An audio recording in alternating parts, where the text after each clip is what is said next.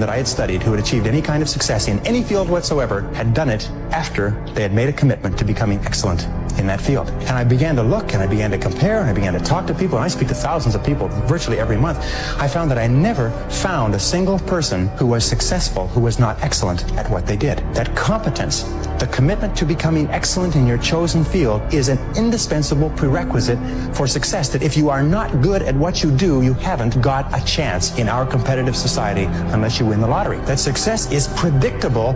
If you commit yourself to becoming excellent, it does a whole lot of other things within your mind, but if you commit yourself to becoming excellent, it changes everything about you. And only the top 5 or 10% are excellent. You've heard the rule, the 80-20 rule, the Pareto principle, that the top 20% of salespeople make 80% of the sales, that the bottom 80% of salespeople make 20% of the sales. Do you know what the difference, the ratio is there? The ratio is the difference between 16 to 1. That the average income of people in the top 20% is 16 times the average income of the people in the bottom 80%. To move to a much higher frequency of thought, you must first consent. In other words, that means you've got to decide. I can't do it for you. As much as I would like to, from my brother, my sister, my aunts and uncles, my nieces, my nephews, my grandkids. This is something I would like to do for almost everybody I know. When I see them struggle, I'd say, God, I'd love to do this for you. But you can't do it. You've got to do it for yourself. Move to a much higher frequency. You've got to consent.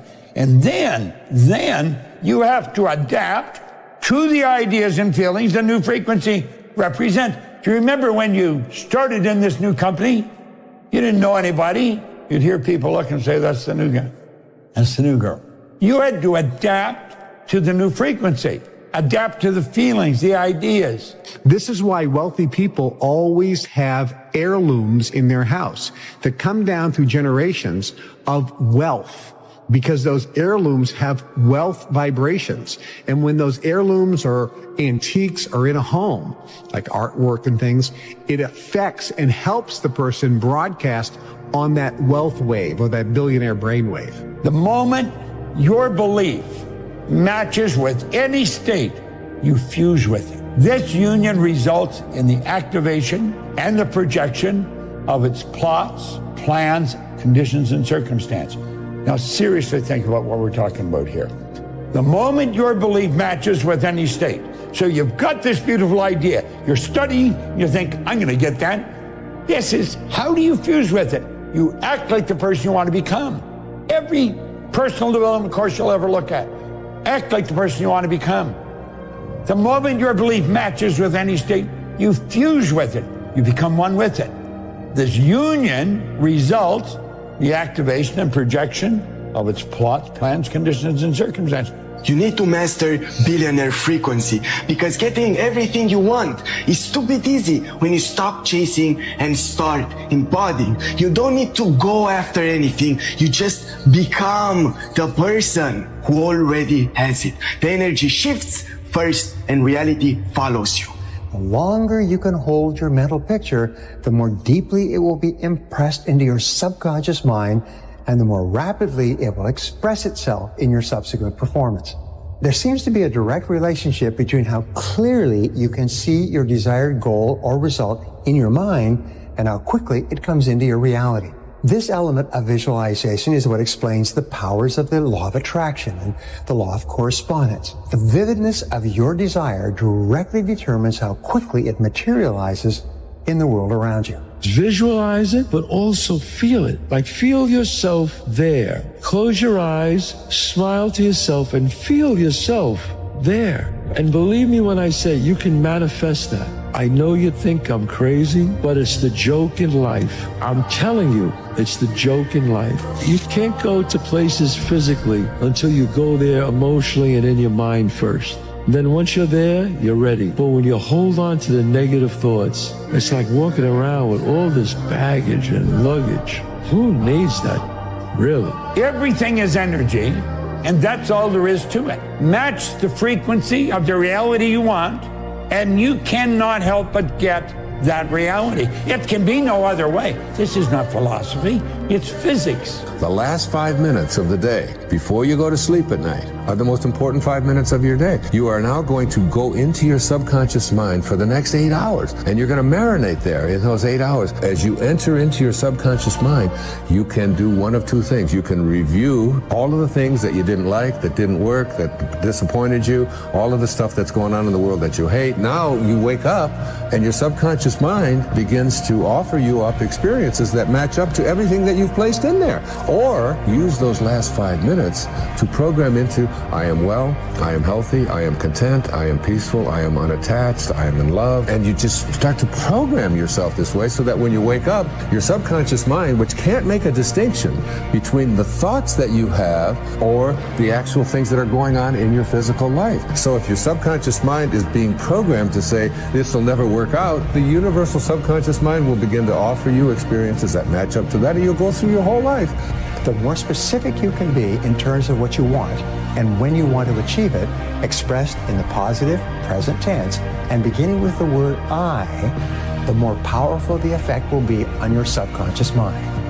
Goals written and stated in this way cause you to develop new beliefs about what is possible for you. Anything you say with the words I am, your subconscious will then take that as a command. And so we're constantly programming our subconscious. If you say I am sick, you're actually creating sick in the future. Oh my gosh. See, a lot of people think when they're describing the present, well, I'm sick, you know. But the fact is you're prescribing the future by describing the present as it is. And most people never get that. So this is why the people that live the most effective lives are always acting as if they're in the future and the future's perfect, you know, not waiting to get there. Let's stop and think about the environment we were raised in. Here's the baby. The ideas and the thoughts and the concepts that are going on around that baby are going right into that baby's subconscious mind. Through repetition, over and over and over again. And remember, the baby's getting it all day, all week, every week, all month, every month, all year. And this goes on for 4 or 5 years. And the baby reaches the age of 4 or 5 where they can start to think that baby's programmed. That baby is programmed to think like the people it had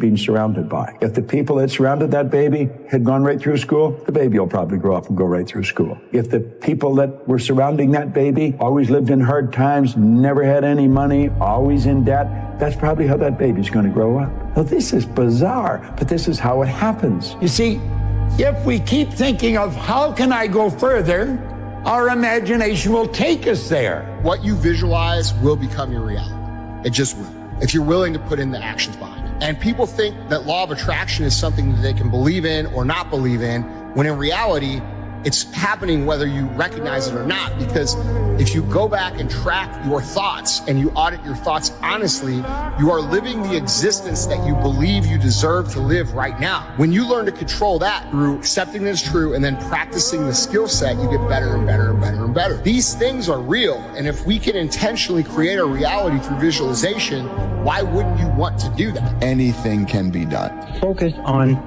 the future versus the past. Focus on what is going to be done differently in the future rather than what has happened in the past. Why is that? A very simple reason is because the person cannot control the past. Not being able to control the past, any criticism over what they've done in the past causes them tremendous stress and frustration. The key to success in life is a positive mental attitude.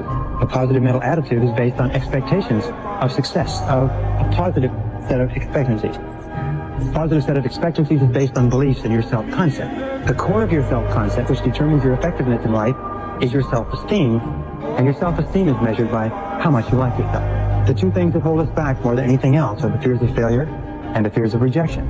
So one of the core secrets of success is this: it's become a perpetual self-esteem generating organism. Continually be doing things for yourself, to yourself, in your life that cause you to like yourself, to love yourself, to accept yourself, to respect yourself, that cause you to feel terrific about yourself. The function of your subconscious mind is to store and retrieve data. Its job is to ensure that you respond exactly the way that you are programmed. Your subconscious mind makes everything you say and do fit a pattern consistent with your self-concept, your master program. Before you go to sleep every night, visualize yourself being, doing, and having the good which you desire. Because while you are asleep, your conscious mind is in abeyance for a longer period of time. than at any other period in your daily life. And when you impress the subconscious just before going to sleep, the subconscious works with that idea that you've given it, even while you're asleep. The subconscious mind will be correlating you with all of the good which you have visualized. You say you may not realize it, but your mind is working for you or against you, even while you are asleep. And the mastermind within you says that if I be lifted up, I will draw all men unto me. And whatever idea you lift up before your subconscious mind, before you go to sleep, that idea is impressed upon the subconscious and it draws that to you. You'll wake up in the morning and the right ideas will just be clicking in your head. Starting tomorrow, what are you going to do that'll make a change in your life's direction? Now see, if you don't do something starting tomorrow that'll make a difference, guess what? It's gonna be the same. And see, that way you can guess what the next 5 years are gonna be like. Look at the last 5. Positive, personal, present tense goals written down, repeated each day, activate your subconscious and superconscious minds and step on the accelerator of your own potential. As a result, you start to move more rapidly toward the achievement of your goals, and they begin to move more rapidly toward you. Your mind is a magnet. Now, I have what I call sometimes my mantra, and it's this: good health, happiness, love, success, prosperity, and money. Why do I keep saying that? Because this is what I want to magnetize my mind for. The subconscious is that silent listener. And everybody has that subconscious part of the mind that hears everything you say, and it is impressed by everything you feel and everything you think. That's why I'm rather cautious about reading about what kind of flu is coming for the season. Why? Because you have a silent subconscious listener down there. And that silent subconscious listener hears that, and if it becomes impressed with that, then it'll go around having that kind of flu. And we don't want to magnetize our minds for what we do not desire. We do not want to demagnetize our minds concerning good health, happiness, love, success, prosperity, and money. The most powerful ability that you have is the ability to visualize and to see your goals as already accomplished. See your life as ideal in every way. The way you do this is you create a clear, exciting picture of your goal and your ideal life and replay this picture on the screen of your mind over and over again. The rule is that all improvement in your outer life begins with an improvement in your mental pictures, and you completely control the pictures that you play on the screen of your mind. As you see yourself on the inside, you will start to be that person with those accomplishments on the outside. You're creative. If you can visualize it, you can do it. It doesn't matter what it is. That's what Hill said. Anything the mind can conceive and believe, it can achieve. We can grow into anything we choose because we build the idea. It becomes the nucleus. It controls our vibration, and that dictates what we attract to us. You know what our problem is? We're growing into an oak tree one day, a carrot the next. Get locked into your idea and stay in that vibration regardless of what's happening. When you do that, it will attract to you all things requisite to the fulfillment of that picture, and it'll attract it by the harmonious vibration, the law of attraction. Life is much too short to live fearfully, to settle for less than the best that's in us. We can become only what we expect of ourselves. We must act the part before it can become real. When you really want something, just in my life experience and seeing other people, seeing myself, seeing other people that like made stuff happen, it's like, man, when you really want something, you're gonna find a way, ultimately.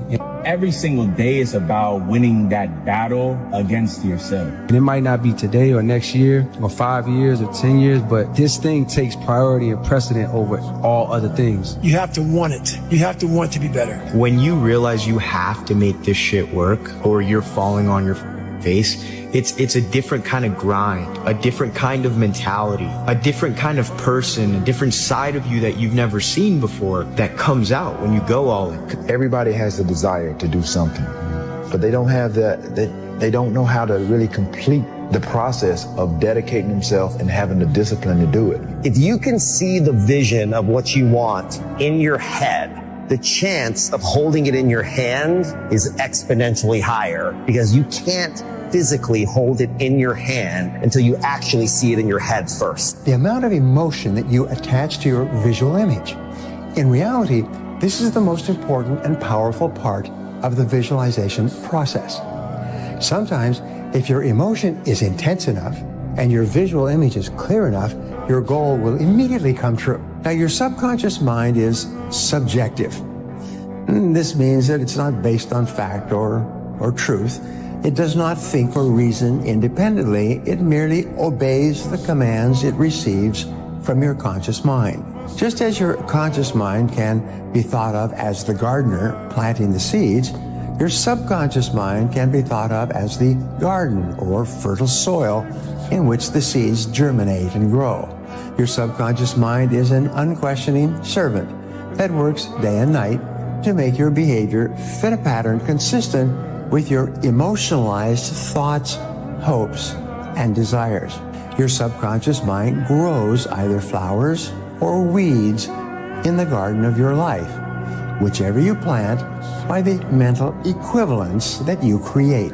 If you wake up and every day you obsess over something and you live and breathe it, and that's what you think about, that's what you do, that's what you study on and off, that's what you stay up every night grinding, and no one else even gives a flying about it, it's like you just feel like a weirdo, you know, like an outcast. We agreed not to drink, we didn't date, we didn't do anything. We just literally obsessed from the time we woke up to the time we went to bed. That's literally all we did. We have to always remember our purpose will always be there. I have nothing in front of me right now. No race, no nothing. But the purpose is myself. Your mind has to be stronger than your feelings. On those bad days, when you think that you're alone, you just might be. Because you know why?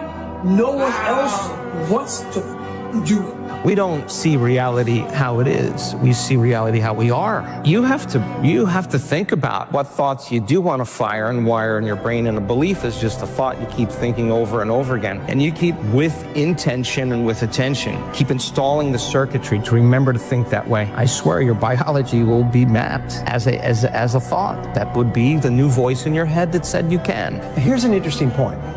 When you set a new goal for yourself, your image or picture of this goal will usually be vague and fuzzy. But the more often you write it and review it and repeat it mentally, the clearer it becomes for you. Eventually, it becomes crystal clear. At that point, the goal will suddenly appear in your world exactly as you imagined it. Everything starts with a vision. What do you want to do in your life? Where do you want to go? What do you want to make happen? What do you want to make happen for between now and the end of the year? Think about it for a moment. Don't think of why you can't. Doesn't matter how much money you've got. Doesn't matter how much help you've got. Build a vision of what you would like to accomplish between now and the end of the year. And then make a written description of that vision. The biggest lesson that I've learned is the power of the mind, and just how important it is to look at yourself in a high regard and to believe in yourself. I think in order to paint a bright future for yourself, you have to be able to see it in your mind. You have to believe in it. And the more you believe in it, the more your world will start to change, and the more you'll just start to, see your beliefs come to pass. If you can see it in your mind, visualize it, it must happen. That's a law of the universe.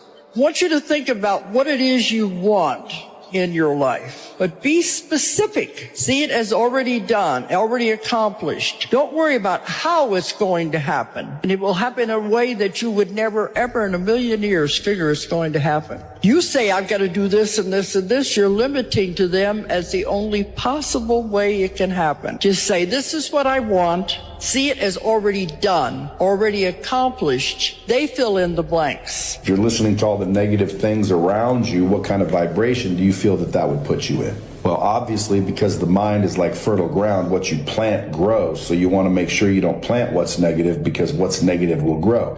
You can't plant negativity and expect positivity to grow. So in any situation, even if there's some negative aspects to that situation, I think the most intelligent thing you might do is focus on the positive aspects of that situation, figure out the silver lining in every cloud, and focus on the good in every situation, because what goes in grows. So you do not want to focus on the negative. If you know that you were destined for something, or that you were fated for something, that you have a sense that your life had a meaning, a purpose, then you can withstand the traumas, the setbacks, the difficulties, the bullshit, criticism, and all the other things. The secret is to get and hold fast in your mind the mental image of the person you would most like to be.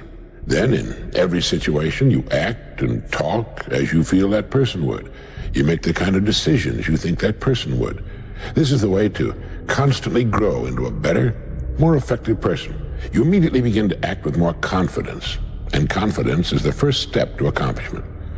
As your accomplishments begin to grow, which they most certainly will, real confidence slowly takes the place of the part you've been playing. Day by day, you'll grow into the image you hold in your mind. What's your dream? What do you want in life? Want happiness and joy?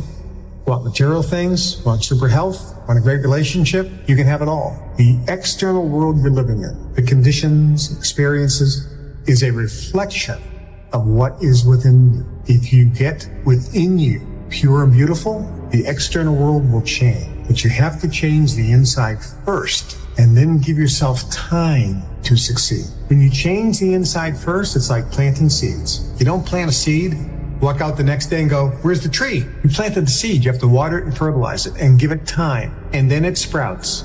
And then you give it time, and it gets the sun, and then it begins to grow. That's how things manifest. Visualizing became a normal thing. If I can see it, then it must be a reality, and I can make it a reality. So for me, the vision became a reality. So it was only then a matter of following through with the work, but it was pleasure. See, that is the great thing. When you go to work and you know exactly why you're working, then it becomes fun, a challenge. Most of the limitations we have do not exist in reality. They exist only in your own mind. And one of the starting points of great achievement is to start questioning those self-limiting beliefs and throw them off and act as if they did not exist. It's all about focus. I don't care who you are, where you're from, doesn't matter. It's having a focus and having a purpose. Now, you wake up every single day to get better today than you were yesterday. Now, it doesn't matter what you are. You're a basketball player, a hockey player, golf player. Right? You try to reach your full potential by getting better every single day, and that's the quest. If you can see it here, you can hold it here. Yep, you can entertain the idea, you can cause it to move into form because you are in harmony or can be in harmony with the laws that govern your being. You can get in harmony with God's laws, and when you do, then you can make anything happen. Anything. This is the millionaire mindset. It's just money. It's made up. Pieces of paper with pictures on it so we don't have to kill each other just to get something to eat. Rich people's mindset, the millionaire mindset, the real, most important millionaire mindset is this. You think and you know and you have complete confidence in your own ability to create. You know that you have the ability to create money. You have confidence that you have the ability to create money anytime you need, with the help of the universe. There's nothing wrong with being broke, homie. It's only wrong with someone being poor, because poor is a mindset. Broke is just a temporary situation, just you would fix. But being poor, that's a mind state. Let me tell you something. There is no nobility in poverty. I have been a rich man and I have been a poor man, and I choose rich every time. Poor thinking habits keeps most people poor. Not poor working habits. Most people work hard, but they don't think hard. And Shope taught me that the mind is like a factory, a mental factory. And whatever you think about all day long pours ingredients into this mental factory. And that's what builds the economic, social, financial fabric of your life. As you think, so you become. How awesome. There's an important phrase we use here. I think it's time you all learned it. Act as if. You understand what that means? Act as if you are the president of this firm, and then you're a millionaire. And it's just that simple. Let me tell you what rich people do. Rich people give themselves pep talks when no one's around. When they're by themselves, they say things like, I'm a winner. I am sick and tired of being sick and tired, and I am going to win. I'm going to make this happen. Look at all those people down there. Do they follow the rules for what? They're letting fear lead them. What happens if I don't? Life's simple. You make choices and you don't look back. Stay small enough, long enough, you'll be big enough soon enough. See you at the top because the bottom is too crowded, but we never look down on anybody unless we're willing to help them up. Believing that you can is way more profitable than believing that you can't. Successful people are always too busy doing what the other guys are still talking about. Successful people are always willing to do what the other guys are not willing to do. Your friends are shit. They tell me you made 25 grand last month, they're not gonna believe you. F them. Parents don't like the life you lead? You, mom and dad. See how it feels when you're making their excess payments. Set a goal to become a millionaire. Here's why. For what it will make of you to achieve it. Set a goal that'll make you stretch that far. For what it will make of you to achieve it. Today, it's easier to make money than ever before. You are on your way to having your first $1 million in the bank and all of your bills paid. Think and grow rich. Think and grow rich. Success is something you attract, not something you pursue. Success is looking for a good place to stay. So instead of going after it, you work on yourself. Personal development. Why is it that people are successful? It's simply this. The rich get richer, the poor get poorer. Why? It's because the rich think about wealth and affluence all the time. And what do the poor think about? The poor think about lack, loss, and limitation, risk, danger, fear, failure all the time. Think and grow rich. Think and grow rich. Think and grow rich. You become what you think about. And here's the interesting thing. You can choose. Choose what you think about. Choose. With your business, choose what you're aiming at. With your leadership, choose what you're aiming at. With your team, choose. Help them choose. The act of intentionality is so freaking powerful. It's unbelievable. Henry Ford said, if you think you can, or you think you can't, you're right. I am amazed at the things we don't do because we have this little tiny bit of fear that offsets all the other data and all the other evidence in our life that causes us to not go do something. Because we just don't believe. And it's weird. When you start to believe, you become what you think about. Never say you can't do it. Say, I haven't done it yet. I haven't done it yet. And that's true with everything. It's like, there's nothing that you can't do.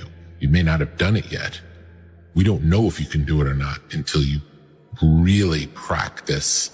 And then you find out if you can do it or not, or how well you can do it. Money is not our issue. The mindset of money is our issue. If you don't have a mindset for money, then trading stocks and options wouldn't be the game for you because you're not going to know how to manage your risk. You're not going to have the discipline to be able to stay out of the market when necessary. You're not understanding money in its totality. So when you got the mindset of money coupled with the skill of making money, this is what equals a wealthy person. This is what allows a person to be able to build wealth throughout their generations. You cannot have what you're not willing to become vibrationally. If you do get it, you'll lose it. This is why people that win the lottery, they lose everything. They'll get a modicum of success but can't hold on to it because inside they weren't vibrationally aligned. They really hadn't become it. So you can temporarily manipulate and get things, but to have it completely, you have to lift your vibration and become that. You can have more than you've got because you can become more than you are. And of course, the other side of the coin reads, unless you change how you are, you'll always have what you got. I have found in my experience that income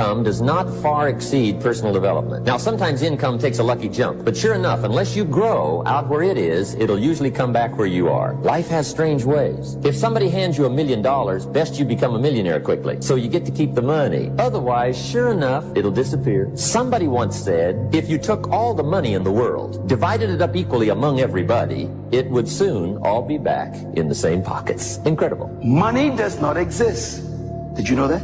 I learned that years ago from a very wealthy man. I was free from money that day. He says money is an idea. It's in your head. It's an idea. You are supposed to work for purpose, not money. If you find your purpose, money will find you. If you're not in your purpose, you haven't found your purpose, you're still working for money. Money's your boss. Think and grow rich. If you can focus on building something for you, your life will be way better. So I started down that journey because at the end of the day, thoughts are things. What you think about truly becomes your reality. One of the most magnificent things that I've discovered in the 46 years I've been on this earth is that genuinely whatever reality you create in your mind, you can eventually walk towards and exist it. That's amazing because I believe we're creating, and I believe that we can co-create. A lot of people think that's hocus pocus, but one like my mentor said, he said, no, it's hocus focus. Wow. So if you focus on it, for real, like really focus on a particular destination that you want to get to, and then you're willing to put in the work every day, consistently, eventually you can get there. Everything is possible in your life when you believe. When you believe, everything is possible. What come out your mouth is what's gonna come back to you. It's the law of attraction. All men are dogs. You finna meet all of them. I never get nobody. You're not. I can't lose this weight. You sure ain't. I'm gonna get fit this year. Strong possibility. I'll never be rich. Promise you won't. I'm gonna be rich one day. Strong possibility. It's how it works, man. It is the law of attraction. The moment you say it, you begin to change. It's the process. If you think big, you'll be big. If you think small, you'll be small. A negative mental attitude can bring you nothing but failure. Remember always, you are where you are and what you are because of your mental attitude in which you relate yourself to other people. Remember also, your mental attitude is the one and the only thing over which you have complete control. Success is something which has to be planned, and success is something which has to be earned. Anything that you can hold in your mind on a continuing basis, you can be, have, or do.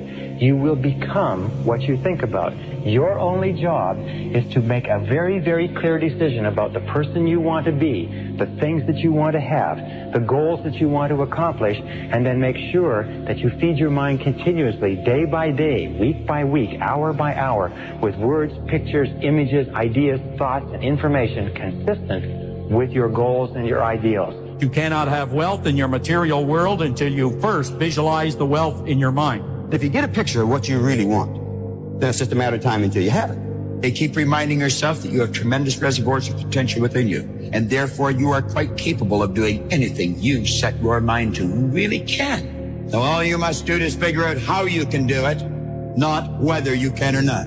About 5 years ago, I met a wise and wealthy man who had spent his entire life studying success. And he'd reached a clear conclusion concerning the reason for success in life and especially in business.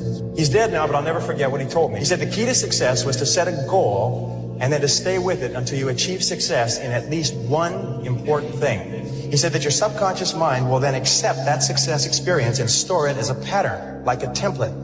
And then from then on, your subconscious will drive you and direct you and guide you to repeat the pattern of success in other things that you attempt. Another way of saying it is that nothing succeeds like success. Psychologists have demonstrated that achievement brings you a natural high. Once you've experienced your first great success, then not only are you unconsciously programmed to repeat it, but nothing else will ever give you the same wonderful sense of satisfaction. Don't ever let somebody tell you you can't do something. Not even me. You got a dream, you got to protect it. People can't do something themselves. They want to tell you you can't do it. You want something, go get it. Period. Start working for yourself. Sky's the limit. What is the one thing that people who made $1 million that they did that I guarantee you are not doing? It is called work. They worked 12 to 14 to 16 hours a day, 7 days a week on making money. They had an obsession with making money. That's all they thought about. They had singular focus. They had singleness of purpose. And I guarantee you don't do that because you want to live a balanced life. Well, I'm sorry, but people who succeed in life don't live a balanced life. It is a fantasy. It is a myth. If you say, I want to live a balanced life and make millions, welcome to Fantasy Island. Is there any better feeling than being locked in? No. Like when you are locked in and you are, you're taking, and you're in a rhythm and every day you're knocking it down. You never miss a step. Like you go to bed feeling great. You wake up feeling inspired. You go in the gym with energy, right? Like that's the best way to live it. But I promise you, bro, you have so much potential. If you literally just took it and put it in one place, you could literally change your life. Truly believe that if you put your 100% effort into something, then you can't lose. God knows if you deserve the results. And if you truly try, you truly commit yourself 100% to something, I don't see how you can fail it. That I don't think you can. That I completely refuse. You can't fail at it. You said you were going to do it this year. but you didn't. So what's going to be different about this year? What kind of person are you going to actually become in order to achieve what the you want to achieve? It is easier to make money than ever before. You can make more money faster today than ever before in history. Why aren't more people making money? Wealthy people show initiative. Broke people don't. The faster you are, the more money you will make. Your bank account is actually a reflection of how fast you move. I was sitting with one of my mentors, Bill Perkins. I asked him, Bill, you're worth a lot of money. You've made hundreds of millions of dollars. Why do you think you've been so successful? And he kind of looked at me and he thought for a second and he said, I move really fast. By the time somebody else has thought about an idea, taken it to investment committee, I've already started, made 3 mistakes and found a better way. Now y'all look money hungry, and that's good. Anybody tells you money's the root of all evil doesn't have any. A broke person thinks that there's a limit to opportunity and a limit to the amount of money out there, that there's a finite resource of money. They think, I just don't have opportunities. I've missed the opportunities. There's this limiting belief around money that poor or broke people have. Rich people, on the other hand, understand this, that money is a renewable resource, which means if they lose all their money today, it's no problem. They can create more. Do you understand this? Do you think that you can create as much money as you want? You don't, do you? Working jobs we hate so we can buy shit we don't need. When you really want something, just in my life experience and seeing other people, seeing myself, seeing other people that like made stuff happen, it's like, man, when you really want something, you're gonna find a way, ultimately. Every single day is about winning that battle against yourself. And it might not be today or next year or 5 years or 10 years, but this thing takes priority and precedent over all other things. You have to want it. You have to want to be better. When you realize you have to make this shit work or you're falling on your face, it's a different kind of grind, a different kind of mentality, a different kind of person, a different side of you that you've never seen before that comes out when you go all in. Everybody has the desire to do something, but they don't have they don't know how to really complete the process of dedicating themselves and having the discipline to do it. This shit is worth more money than anything ever because you can make so much money off of this, bro. Look at me crazy, call me crazy in the beginning, but once I'm making millions of dollars, playing video games, having fun. We are creative beings, and we can create money. Not that we can, we actually do. That's how money manifests in people's life. They create it. And when you have this mindset, the universe will then present to you and have bubble up ideas about how to make money. Let's consider money butterflies. So let's say you want to catch butterflies. Butterflies equate to dollars. There's 2 ways that you can gather butterflies. The first way is build a net, right? Build a massive net. It doesn't matter how optimized the net is. It doesn't matter how sophisticated it is. You always have to swing in order to catch butterflies. That's most people hustling. That's where most people start. But you need to develop a second skill set, which is how to attract butterflies. How do you attract butterflies? By building a garden. Changing your psychology around money changes absolutely everything. Do you want to become a billionaire, then you have to think like a billionaire. There is all the money that everybody needs and wants waiting there for them. The way you feel about money is highly uncorrelated to how much you've got in the bank. You have to change the way you think. The number one thing that's keeping you poor is your mouth, what you say. You see, what you say is what you get. Your tongue is a creative force. Words have power, more power than you could ever imagine. Every word that comes out of your mouth has 100 to 1,000 times more power than a thought. If you believe that what you say will happen, you will get whatever you say. Listen to me. Rich people think differently. So what I'm gonna put in your head today is a rich people concept so you can get to understand it. The only difference between successful people and not is just how they think. Rich people think different. Quit letting people tell you got to get qualified in another program. You don't need another program to be successful. You need to change the way you think. How would an abundant person think? Write it down, dude, and fire and wire those thoughts in your brain and install the hardware. keep doing it with attention and intention, it becomes the new voice in your head. It becomes a software program. Then say, okay, how am I going to be in my life today? What would an abundant person, how would they behave? And before you reach for your cell phone and start scrolling through your social media, close your eyes and rehearse in your mind how that person would walk, how they would breathe, how they would smile, how they would greet people, how they would be on Zoom calls, how would they be in traffic, how would they be at dinner. And the act of closing your eyes and mentally rehearsing the act, if you're truly present, the brain does not know the difference between the real life experience and what you're imagining. Say no to the paycheck. Paycheck make you poor because they make a slave mindset, not a master mindset. Make up your mind. That's this idea of you got to be realistic, that you got to be logical is a bunch of nonsense. You don't have to be logical at all. I've been totally illogical many times, and it's helped me earn a lot of money. When you speak of your poverty and lack of education, you are simply directing your mind power to attract these undesirable circumstances. Because it is true that whatever your mind feeds upon, your mind attracts to you. Now you see why it is important that you recognize that all success begins with definiteness of purpose, with a clear picture in your mind of precisely what you want from life.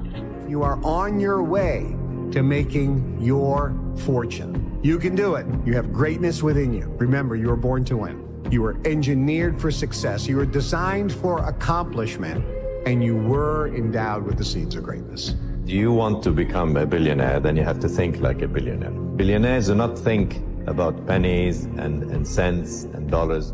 They think big, and they think of ways of getting there, not of ways of not getting there. There is all the money that everybody needs and wants waiting there for them. And there's only one reason it's not in their lives, and that's because they're stopping it from coming into their lives. Really? Oh, yeah. How are we stopping it? By thinking we don't have enough, by thinking we don't deserve it, by maybe being programmed the way you were, that my family didn't have very much, you know, I'm destined to not have very much, kind of born on the wrong side of the tracks kind of thing, or all of those thoughts, to believe that we only get money through our job. If you believe that that's the only way you're going to get money, that's the only way that you're going to get money. But you can get money from unbelievable, unlimited different ways. If you decide you want to be rich, all you gotta do is start. Why not? Who gonna stop you? Unless you tell it to the wrong person. Mama, listen to me. I'm going to be rich. Ain't nobody rich in this family. Go in there and sit down somewhere. Get yourself a good job. Oh, mama, you must be right. No, mama could be wrong. Because what you have in your imagination, God didn't show it to your mama. I'm sorry. He showed it to you.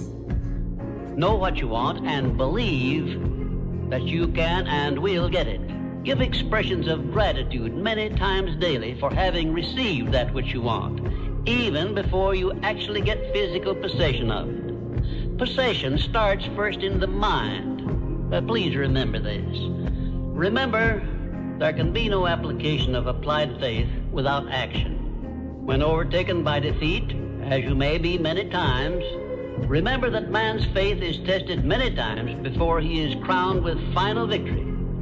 And accept your defeat as nothing more than a challenge to keep on trying. But I'm starting to realize, bro, when you dance to your own rhythm, when you play by your own rules, and you living through your vision, that's a perfect indication you're doing it correctly. Because they literally don't see what you see. They don't see it. They don't see what you see. They don't see as far as you see. And they don't understand why you see what you see. They don't even understand where it's coming from internally. They don't. I didn't get that back then. I just knew I had the desire for more. I knew I had a vision that I couldn't ignore. There is no end to what you're capable of doing. Once you get into this vibration, you'll start attracting things. Opportunity is just going to pop up everywhere you go.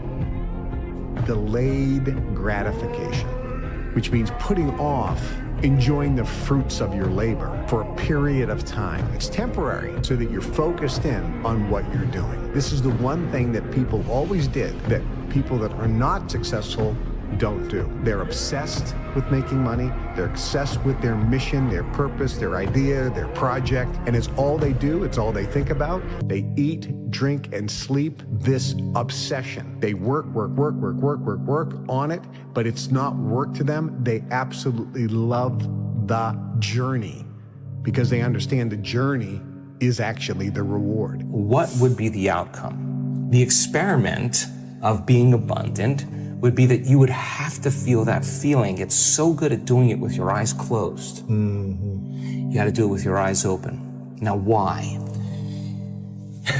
Because if you're feeling the feelings of your emotions, of your future, you're no longer looking for them. You can do whatever you make up your mind to do. Believe, and you shall receive. Will you please remember that your life is exactly what you make it by your own mental attitude. Listen to this. You do not have to be the smartest cat in town to earn a lot of money. As a matter of fact, you can be pretty dumb and earn a lot of money. I was pretty dumb and I was earning a lot of money. So when people tell me you got to be smart to earn a lot of money, I know that's not true because I knew I wasn't very smart and I was earning a lot of money. If you complain about money, if you judge people who have it, if you rush when you're in lack, if you cheat when you don't have what you need, an abundant person doesn't do that. You got to look at that and say, I got to break these habits. Yes. Oh my God, if I truly want to be abundant, I can't act this way. Now here's the big one. If I truly want to be a new personality that's in a new personal reality, I can't take lack with me. I can't take unworthiness. I can't take the story that goes along with it with my parents or my grandparents or my ex or whatever. That story has to end. When people look at the money that they're making and then the amount of effort that it takes them to make that money, they're like, you know what, at least I worked hard for my money. Bro, money gets printed out of thin air. You need to figure out how to make as much of it for the least amount of effort as possible. Why? Because there's dudes out there that are printing it. I don't think you understand. They're literally printing it. Printing it, and you're out here working for it, slaving away. So you need to ask yourself, how can I get as much money as possible for the least amount of effort? So you need to start a business. You need to be able to understand how to arbitrage. You need to learn how to sell. You need to learn how to market. These basic skills, because the assumption that you're going to find security in a job is a fallacy. They can fire you for any of a million reasons tomorrow. Your skills are what's going to determine if you stay afloat or not, if you have the ability to make money. The job doesn't count. The idea of having a side hustle that you're not actually fully invested doesn't count. You need to be focused on making money. Money is the name of the game. You have to take care of it. You are a creative force. Get the millionaire mindset. If you don't have the millionaire mindset, that money is a renewable resource and that you can create, and it is God, the universe, which is the source of your supply, that gives you the power to give. If you don't have that mindset, then you're going to have a struggle making your first million and making any large amounts of money. Money is a renewable resource. You can create money. Now let me give you a description of the one thing which represents the main difference between a successful person and a failure. Please listen carefully and think for yourself as I speak, because failure to recognize the truth I am about to give you is the starting point of most failures. Successful people in all occupations, all professions, and all callings have one trait which distinguishes them from the failures. It is their capacity for belief. The failures see the hole in the donut, but do not see the donut around the hole. The successes see the hole also, but they see the donut around the hole. Changing your psychology around money changes absolutely everything. The way you feel about money is highly uncorrelated to how much you've got in the bank. The way you feel about money is highly uncorrelated to how much you've got in the bank. We're going to go back to childhood and we're going to go to the future. What conversations do you remember your family having when you were young about money? What phrases? Here's some examples that might sound familiar. We can't afford it. Here's the consequence of that. This person, hopefully, they end up in a pretty nice job. Maybe they've done well. They have some decent amount of money. They come to me and they go, why do I still feel guilty ordering a salad when I eat out? And my partner is saying, We have the money. Look at our checking account. Why? Well, trace it all the way back to conversations you had starting at age 6. Wow. It's not about wealth. It's who you become. Isn't it a strange fact that most people make a negative application of their great power of faith by thinking about and believing in poverty, ill health, fear, failure, and defeat, when it would be so easy for them just to change their thinking over to the circumstances and things they desire? If you aim for success above mediocrity, you will need to learn to act on your own personal initiative, because your success is something which you must achieve for yourself without someone telling you what to do or how to do it. There are two kinds of men who never amount to much: those who cannot do as they are told, and those who can do nothing else. Most people learn how to fail and not to succeed. It's a mindset. It's a mindset. When they developed Tesla, everybody thought, not a new idea. But they were persistent, they were convincing, and they could see something that most people did not see. The same thing with Google, the same thing with Apple. They were providing something that people were looking for, but they did not know how to put it together. So if you want to be a billionaire, you have to start thinking what will work and not only what will fail. Billionaires look at their experience and say, this did not work, what can I learn from it? You have to change the way you think. Think about it. There's been many periods in my life that I've had internal growth, which was this: work, work, work, work, work, no results, but I'm a little bit better. Work, work, work. Tired of boring news? Here's GenSpark AI Pods. Come and create your unique podcast. News to podcast. New task incoming. Everybody gets to work. GenSpark create a podcast explaining this astronomy paper. Personally courting these individuals. It's a full-on talent rave. This prompted a fascinatingly sharp response from OpenAI CEO Sam Altman. He effectively drew a line in the sand.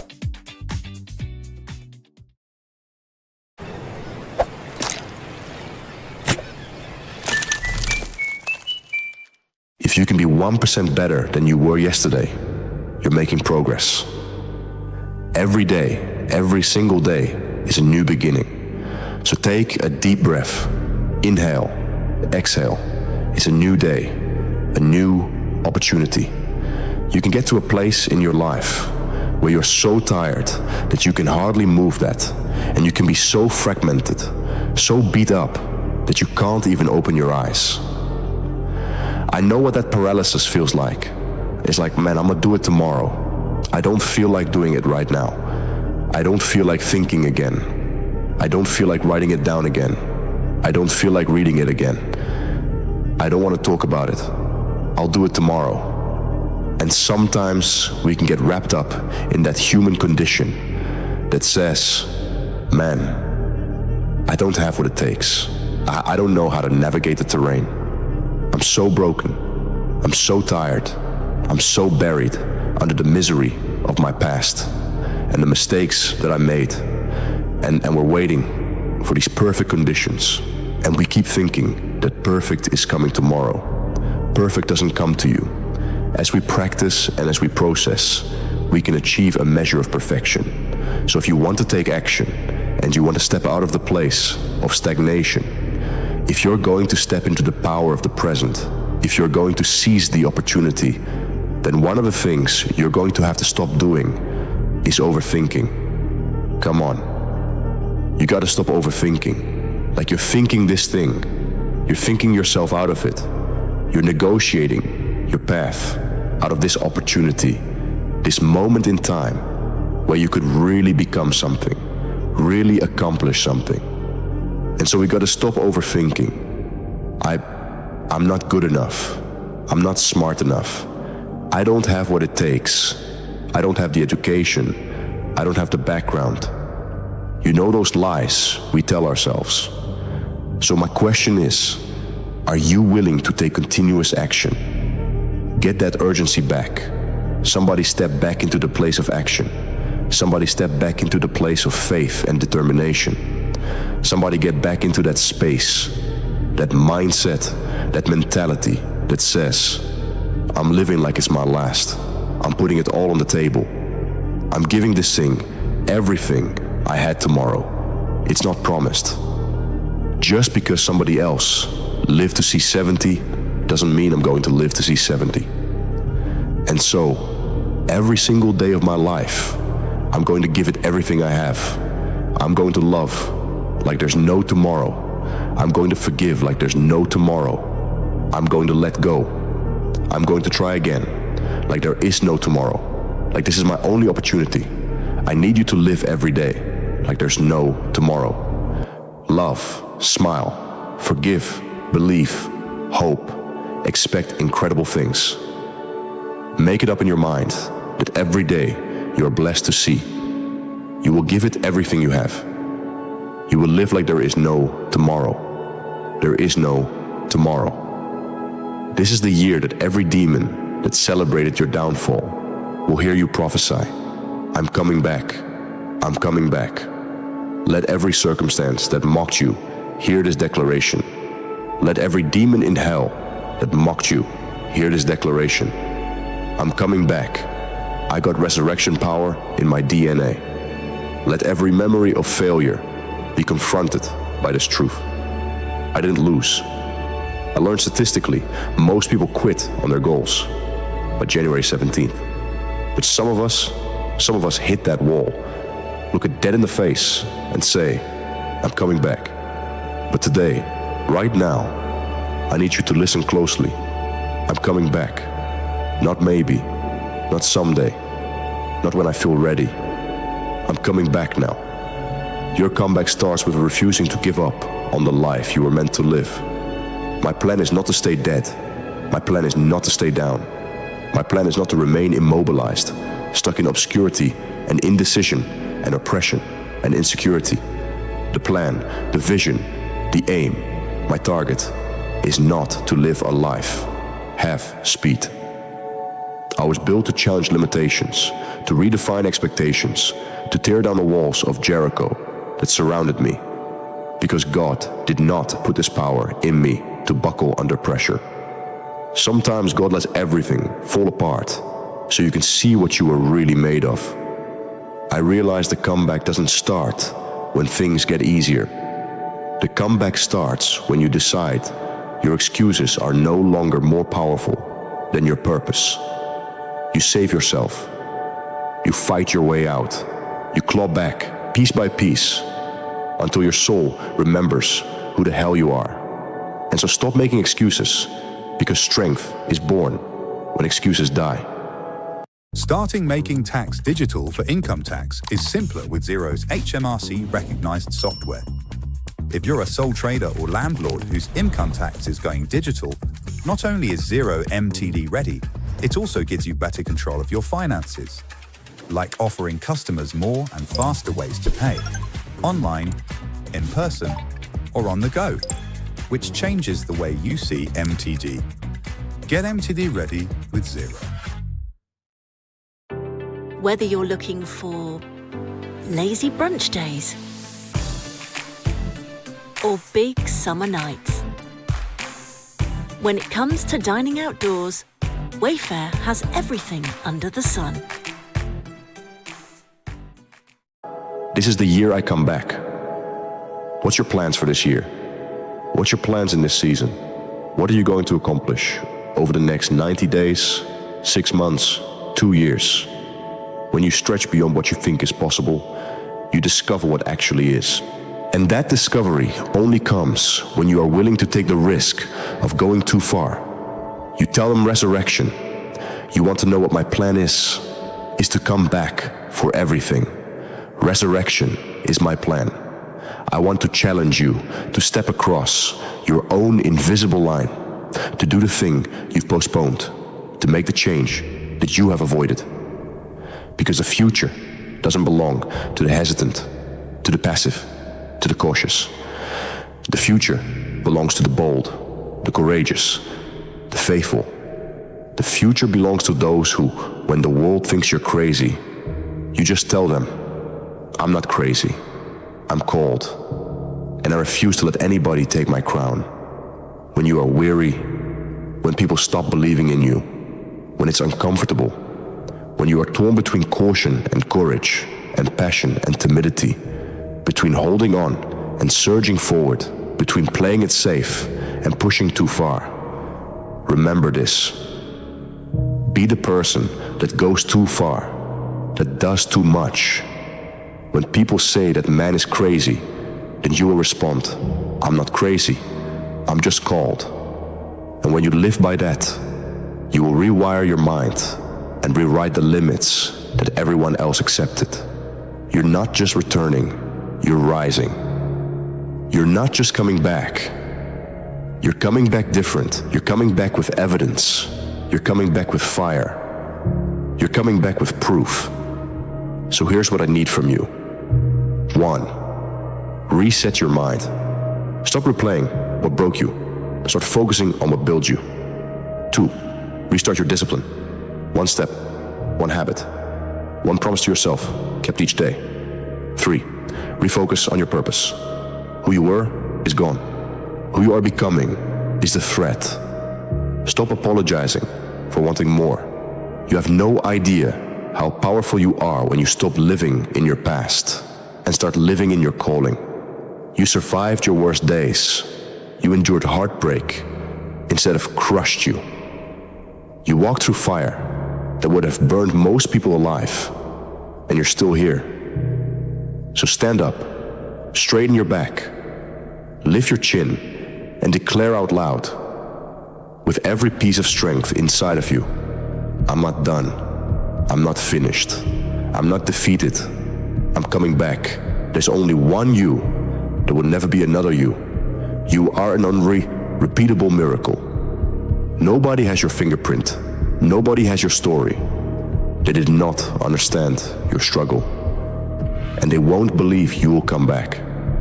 Remember this. There will be seasons where you lose strength. That your weakness is not the end. The weakness that you feel, it is training. It is calling to go deeper.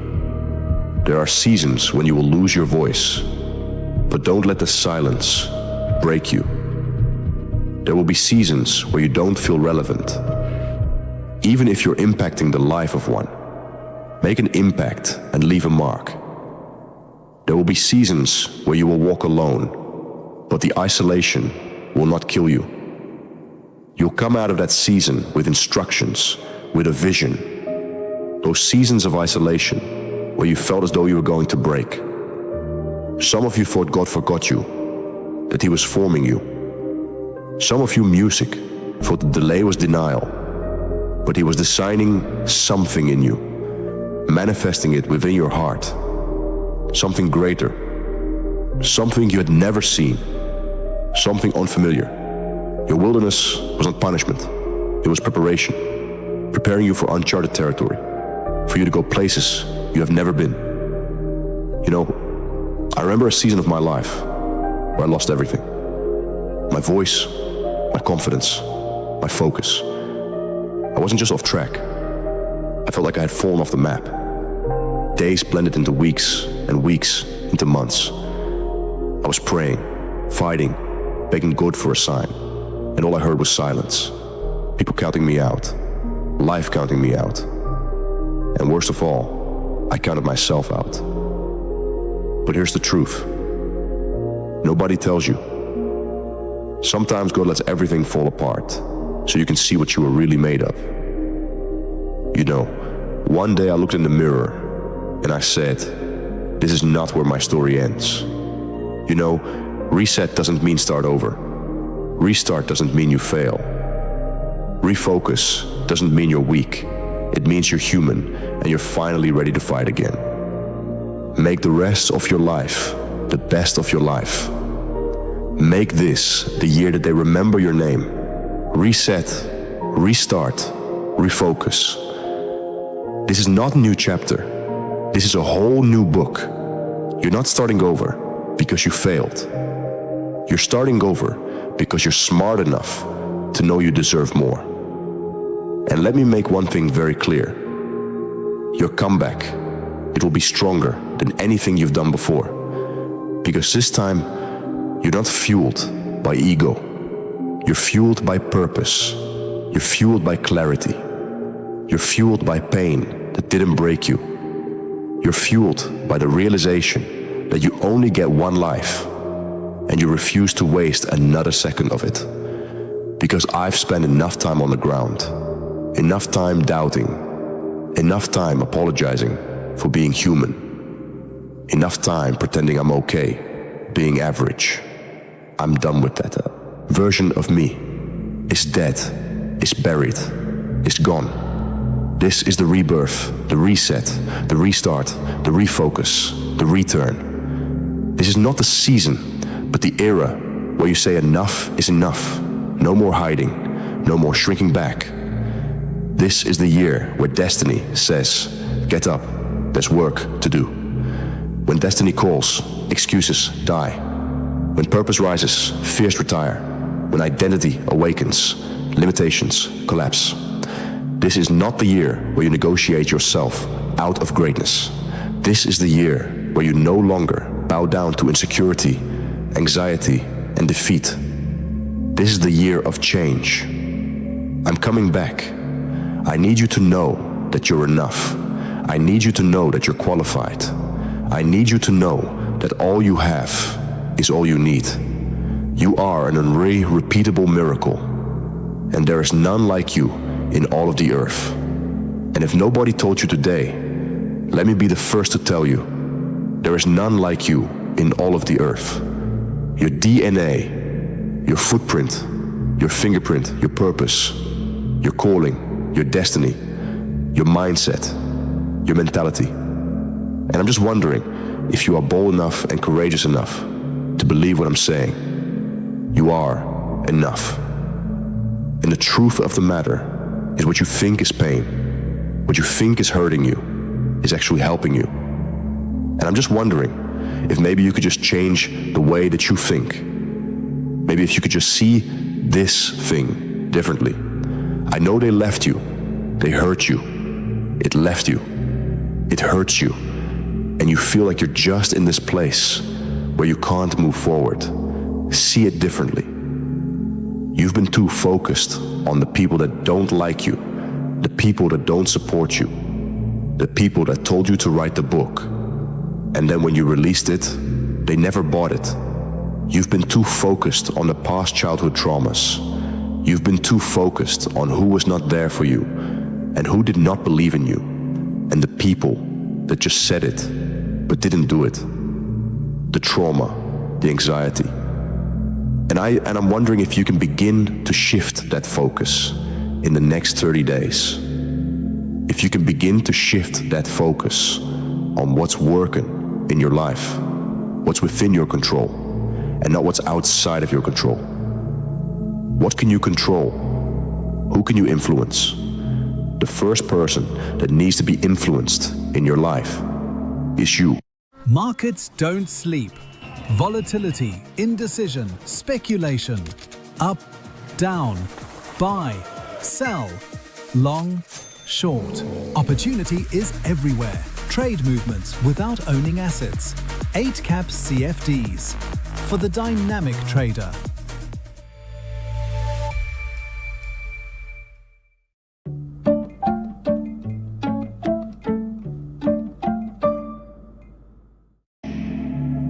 It's you. And I'm just wondering if you're courageous enough, bold enough, if you have enough faith. Come on. If you have enough inside of you, resilience to come back to the scene. It starts with me and the man upstairs, and it ends right here. Let the fear fade and let faith invade. You must move forward in strength. Do not succumb to the depression, the anxiety, the rage, the hatred, or the regret. Live in purpose. Resist the temptation to give in. I can tell you this, that resurrection is a decision. And every single day, you got to decide. People who publicly rise are the people that made a private decision not to stay down any longer. I don't know what time you're listening to me, and I don't mean to sound morbid, but somebody died tonight. Somebody died this morning. Somebody died this afternoon. I don't know what time you're listening to me, but somebody didn't make it. There's still life left in you. You are still breathing. You have another opportunity to begin again, and every day, every single day gives you that new opportunity. Appreciate it. Flow from this place of gratitude to say, God, thank you for keeping my mind when I could have lost it. Thank you, Lord, for giving me one more day, one more opportunity. They say, time is what we want most, but what we use worst. The moment that you stop striving, the moment that you stop pressing, the moment that you stop fighting, you start dying. Just keep going to the next level. Just keep climbing that staircase. Just keep going. And it's not about beating the man or woman that's standing in the room with you. It's about beating the man and the woman that's in the mirror. Can you do better than you?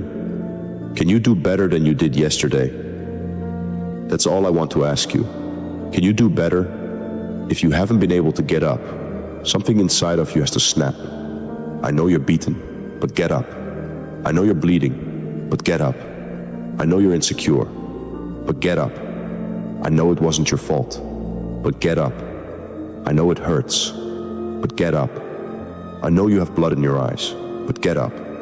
Get up. Get up. Wake up. Why are you here? What is your desire? Why do you survive? Come on, start thinking about these things. You're still alive for a reason.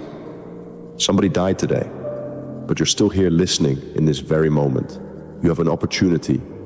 Someone who can rise is someone who isn't dead yet. You are not dead yet. You are not dead yet.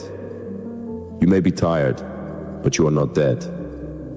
You may be broken, but you are not dead. You may be weary, but you are not dead. You have an opportunity to rise above what happened to you. You can condemn me and crucify me to a past that is planted in pain, but I will rise. I make the decision that resurrection is my gift. Your perseverance is not even about you.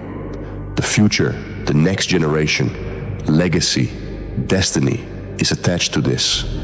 Your life may not look anything like you thought it would look right now, but you have an opportunity today to change that. And every decision you make is either bringing you to your destiny or taking you from your destiny. If you're walking through or walked out of or survived the worst trauma and pain of your life, believe that this is the first day of the best days of your life. You gotta take everything you have on the inside and claw your way back. You've been in this cave.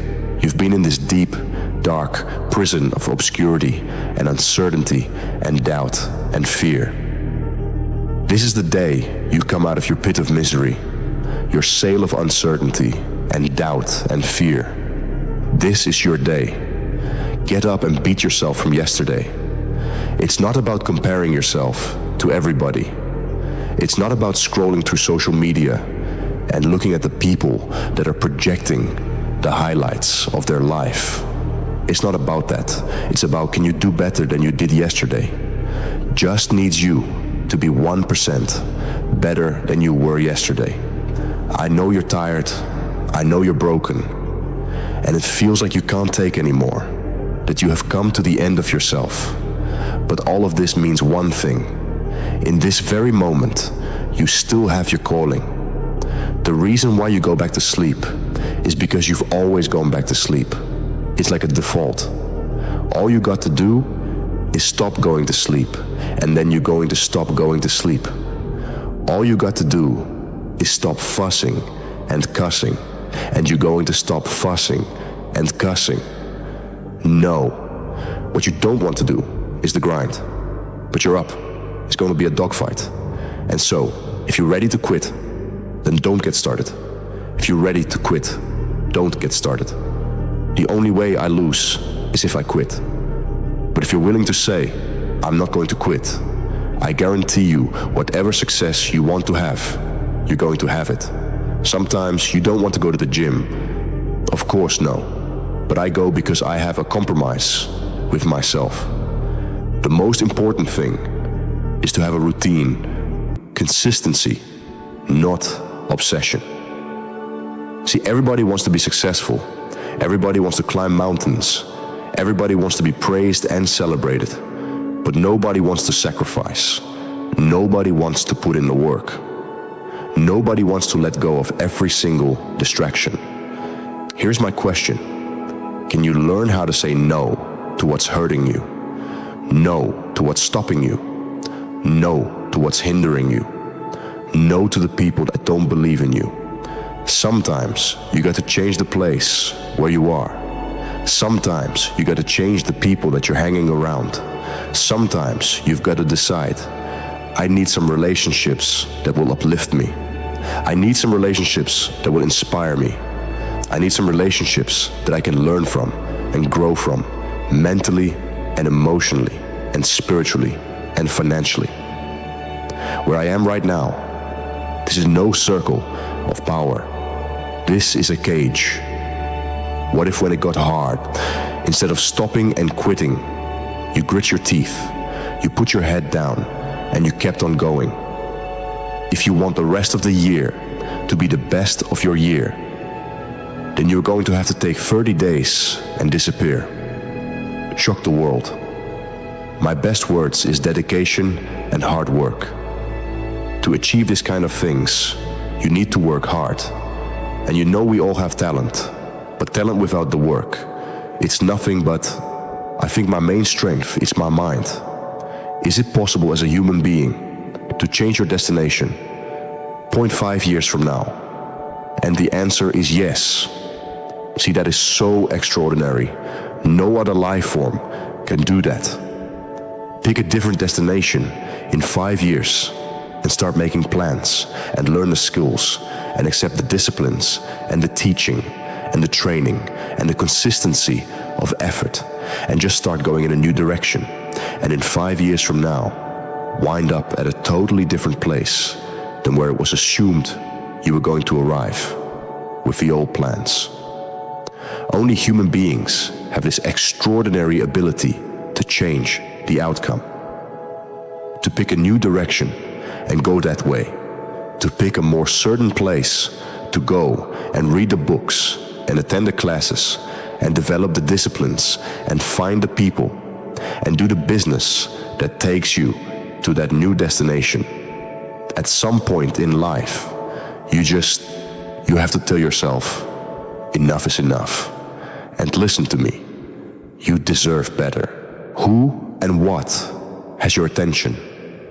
You probably think Squarespace is just for websites, but you can also get a domain from Squarespace. Something like topfootballcamp.com for your football camp, rugbyringers.com for your rugby league, or weirdburpeecult.com for your weird burpee cult. Whatever your dream, a Squarespace domain and website is how you go from 0 to 1, all in one place. Get yours before it's gone with offer code MAKEITREAL for 10% off your domain or website. Terms and conditions apply. Because where focus goes, energy flows. The problem is you put too much energy into Netflix. You put too much energy into distractions. You put too much energy into entertainment. You put too much energy into things that are not feeding your purpose and destiny. Can you walk away from everything? Imagine who you could be in 30 days. There's no shortcut, no hack. There's no other way around it. If success is what you're chasing in this life, real legacy, level, success, you must unapologetically be obsessed with the process. So what you have to decide is, are you going to keep being the 99%, or are you ready to be a part of the 1%? Because it doesn't make a difference where you come from high school dropout. It doesn't make a difference where you come from GED. It doesn't make a difference where you come from sleeping in abandoned buildings. It doesn't make a difference where you come from. You know what makes a difference? What makes a difference is when you become a 99% or a 1%. It's on you and it's on me. Who are you? Yes. Who are you? Where are you going? I want you to think about that. And wherever you're going, I want you to see it in your mind's eye. Complete it. See it. See it. Where are you in your life? When you look in the mirror, do you see the person you thought you would be at this point in your life? This life that you're seeking, it's uncommon, it's different, and sometimes it's lonely. They looked at the most successful men and women of the world, and one of the things they all had in common was a routine. They are obsessed with their routine. They don't have a gap of wasted time. They routine. You know, I realize the reason why I'm so successful and the reason why I don't get in trouble like I used to when I was younger is because when I was younger, when my schedule had so many gaps in it, the devil had like, okay, he might pray at 6 o'clock, but my mind is watching T. He playing video games by 8:30. It's not that I'm sweeter than nobody. The devil can't get to me because all my time is taken up. All right, let's be honest. How many of y'all get up and you just get your day started? You don't have it written down. You don't have a strategy. You don't have a real plan. You kind of just get up and say, I'm about to tackle today. Raise your hand for me. Raise your hand. We're going to stop. No more of that. Like, you don't go to war without a plan. I need you to be strategic. I hear, little kid, I want to go to the NBA. Not like that. You just run up and down the court. Not like that. You're not going no strategy. I want to go to the NFL. You ain't even in school. Nope. You're not going to the NFL. I want to make millions. You're not even doing what millionaires do. And if those of you messed up. Why? Because you don't understand. Think, act, eat, rest. We're talking about a schedule. I realize that my strength is in my routine. Why? Because I'm not as strong as I thought I was. I'm not as intelligent as I thought I was. I don't want it as bad as I thought I wanted it. It's in my routine. It's what I do every day, repeatedly. Discipline is found in our daily routine, our daily rituals. You may use discipline on occasion, but you're not disciplined. And there's a difference between having discipline and being disciplined. When you have discipline, you're selective.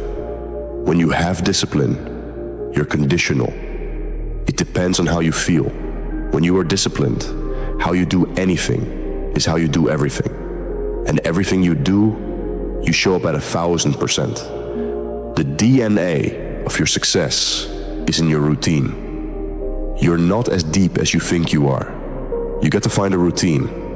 I'm getting up at 3 and stick with it.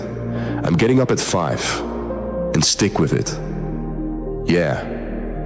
Out of 365 days, you will have a bad day or 2.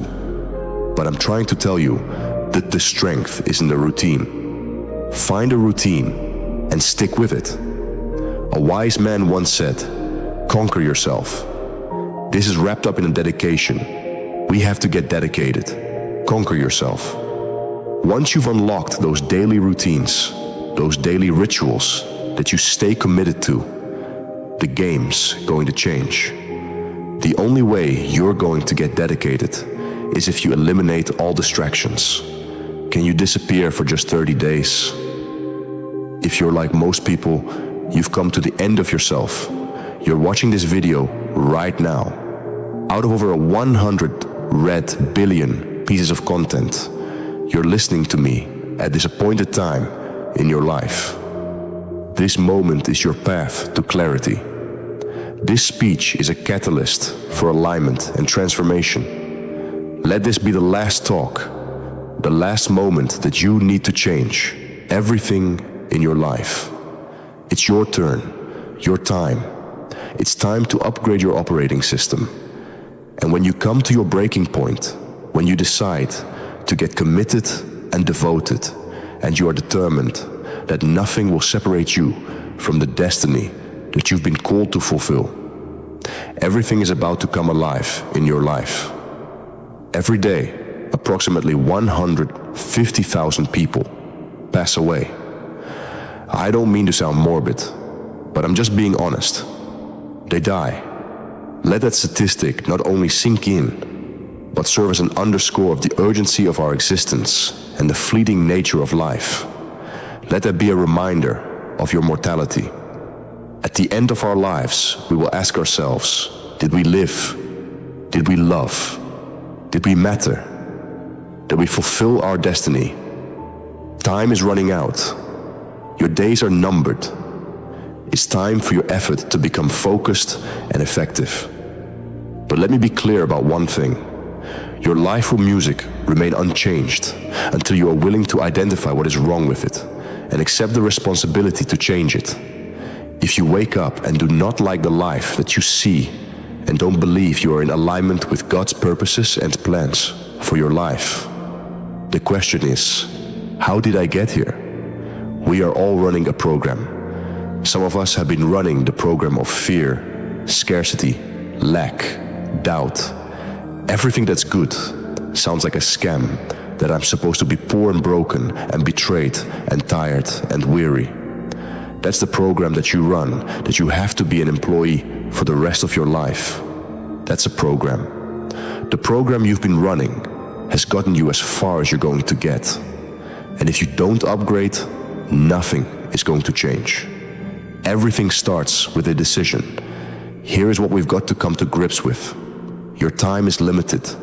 Your days are numbered, and you're moving so fast, wrapped in the swirl of busyness, distraction, and noise that you probably don't stop and think you are still here. It has been divinely orchestrated that you would hear me at this point in your life. And I would be remiss if I didn't tell you that the hand of God is on your life. I am proud of you. I'm proud that you're still listening to something that's life-giving, that would spark the ember of change in your heart. I'm proud of you. You made it this far out of every betrayal. You've been lied to. You've been stabbed in the back. You've gone through betrayal. You've gone through suffering and affliction. Some of you were left for dead, music abandoned by people you thought would walk with you through this life. And they left you, and you're still here. You've been undervalued and overlooked and underpaid, and you're still here. And that counts for something. It is in the who you are becoming, music that matters more than what you are achieving. Legends understand the beauty and the brilliance of the process. They have a growth mindset. They know what to do, when to do it, and why they're doing it. And they've developed the daily habits that align with the outcomes that they believe they've been destined to have. And I can tell you that your life is a direct print out of your perspectives, your beliefs, your values. This is where our mindset, our beliefs, our thought, our patterns live in the mental layer inside. And this is what determines my actions. What was passed down to us, environmentally, generationally. This is the program we're running. It's all tethered to a belief system. The law of cause and effect is always at play. If you follow the same steps successful people took, you will get the same results. It's not a secret, it's a law. Now let's talk about applying this law. Start becoming more aware of thoughts and actions. Every thought you think, every word you speak, every action you take produces an effect. Ask yourself, what are you thinking right now? Are these thoughts leading you where you want? If the answer is no, it's time to make a change. If you really work hard at the beginning and you get a little bit better at what you do every single day, every week, every year, there is a compound effect. And it's far better to put that time at the beginning rather than the end. Because if you do it at the beginning, you get the benefit from it. Everything that happens in life is a reflection of what happens inside you. The people you meet, the opportunities you get, even the problems you face, are mirrors showing you what you believe. If you think you're unlucky, you will keep finding proof you are. If you think you're chosen, life will start treating you that way. Your outer world doesn't argue with you. It simply agrees with your inner story. So if you want to change your reality, don't fight the world out there. Rewrite the one in here. Think better thoughts. and hold them like you already lived that life. Because the moment you stop trying to force change and instead become the person who already has it, psychologists call it having an internal locus. Studies consistently show that the people who have it not only outperform others, but also find greater happiness. It is the belief that no matter what life throws your way, success comes from taking responsibility for your decisions. Rather than focusing on what's out of your control, start by challenging negative thoughts and reframing them into opportunities for action. Set small, controllable goals and watch how taking ownership can transform your life. Big wins don't happen overnight. They are the result of small actions repeated every single day. This is what it's called, the compound effect. Small habits, good or bad, add up over time. Go to the gym one day, nothing changes. Instead, it's the consistency that makes the difference. It's not about one big action. It is about consistency in the little things. Action for action. Day by day, you are building your way. What small action can you take today that you won't give up tomorrow? The seventh law of the universe reveals why nothing is random. This law says that every action, every thought, every emotion creates a ripple. There are no accidents, only causes and effects. When you think, feel, or act from stress, fear, or lack, you set causes in motion that mirror those states back to you. But when you generate gratitude, compassion, and elevated emotion, you're broadcasting a new signal. Neuroscience shows that repeated thoughts and actions wire neural pathways. Neuroscience shows that repeated thoughts and actions wire neural pathways. Your brain literally builds habits out of causes you practice daily. So if you want new results, you need new inputs. This law reminds us we're not powerless. You are constantly sowing seeds through your inner state. Your life of today is the effect of yesterday's causes. So, what seed will you plant tomorrow? If there's one thing I wish people would understand, it's this. You're not going to change your whole life overnight. You need to take a lesson from the book by James Clear. It's called Atomic Habits. He talks about 1% better each and every day. It is the consistency of getting better, 1% every single day. Being faithful to the small things that causes big change. Don't get discouraged by not getting instant gratification. If something's important enough to you, will come when you better yourself by just 1% each and every day. Do this for 365 days this year, and you will be 360. Jim Rohn said it perfectly. If you plant a seed of wheat, decided already. When you wait, when you hesitate, or avoid something, you are still making choices. Choices that shape your life. Playing it safe costs you growth. Taking risks costs you comfort. Playing it safe costs you growth. Doing nothing costs your dreams. Your possibilities quietly fade away. Every time you put something off, you lose a chance to build the life you want. Life takes something from you, no matter what path you choose. Once your time is used, it's gone forever. You can never get those moments back. It takes your energy, which, though renewable, is always limited. The wise person accepts that giving up things is part of the journey. The question isn't whether you will pay, but what will you pay for?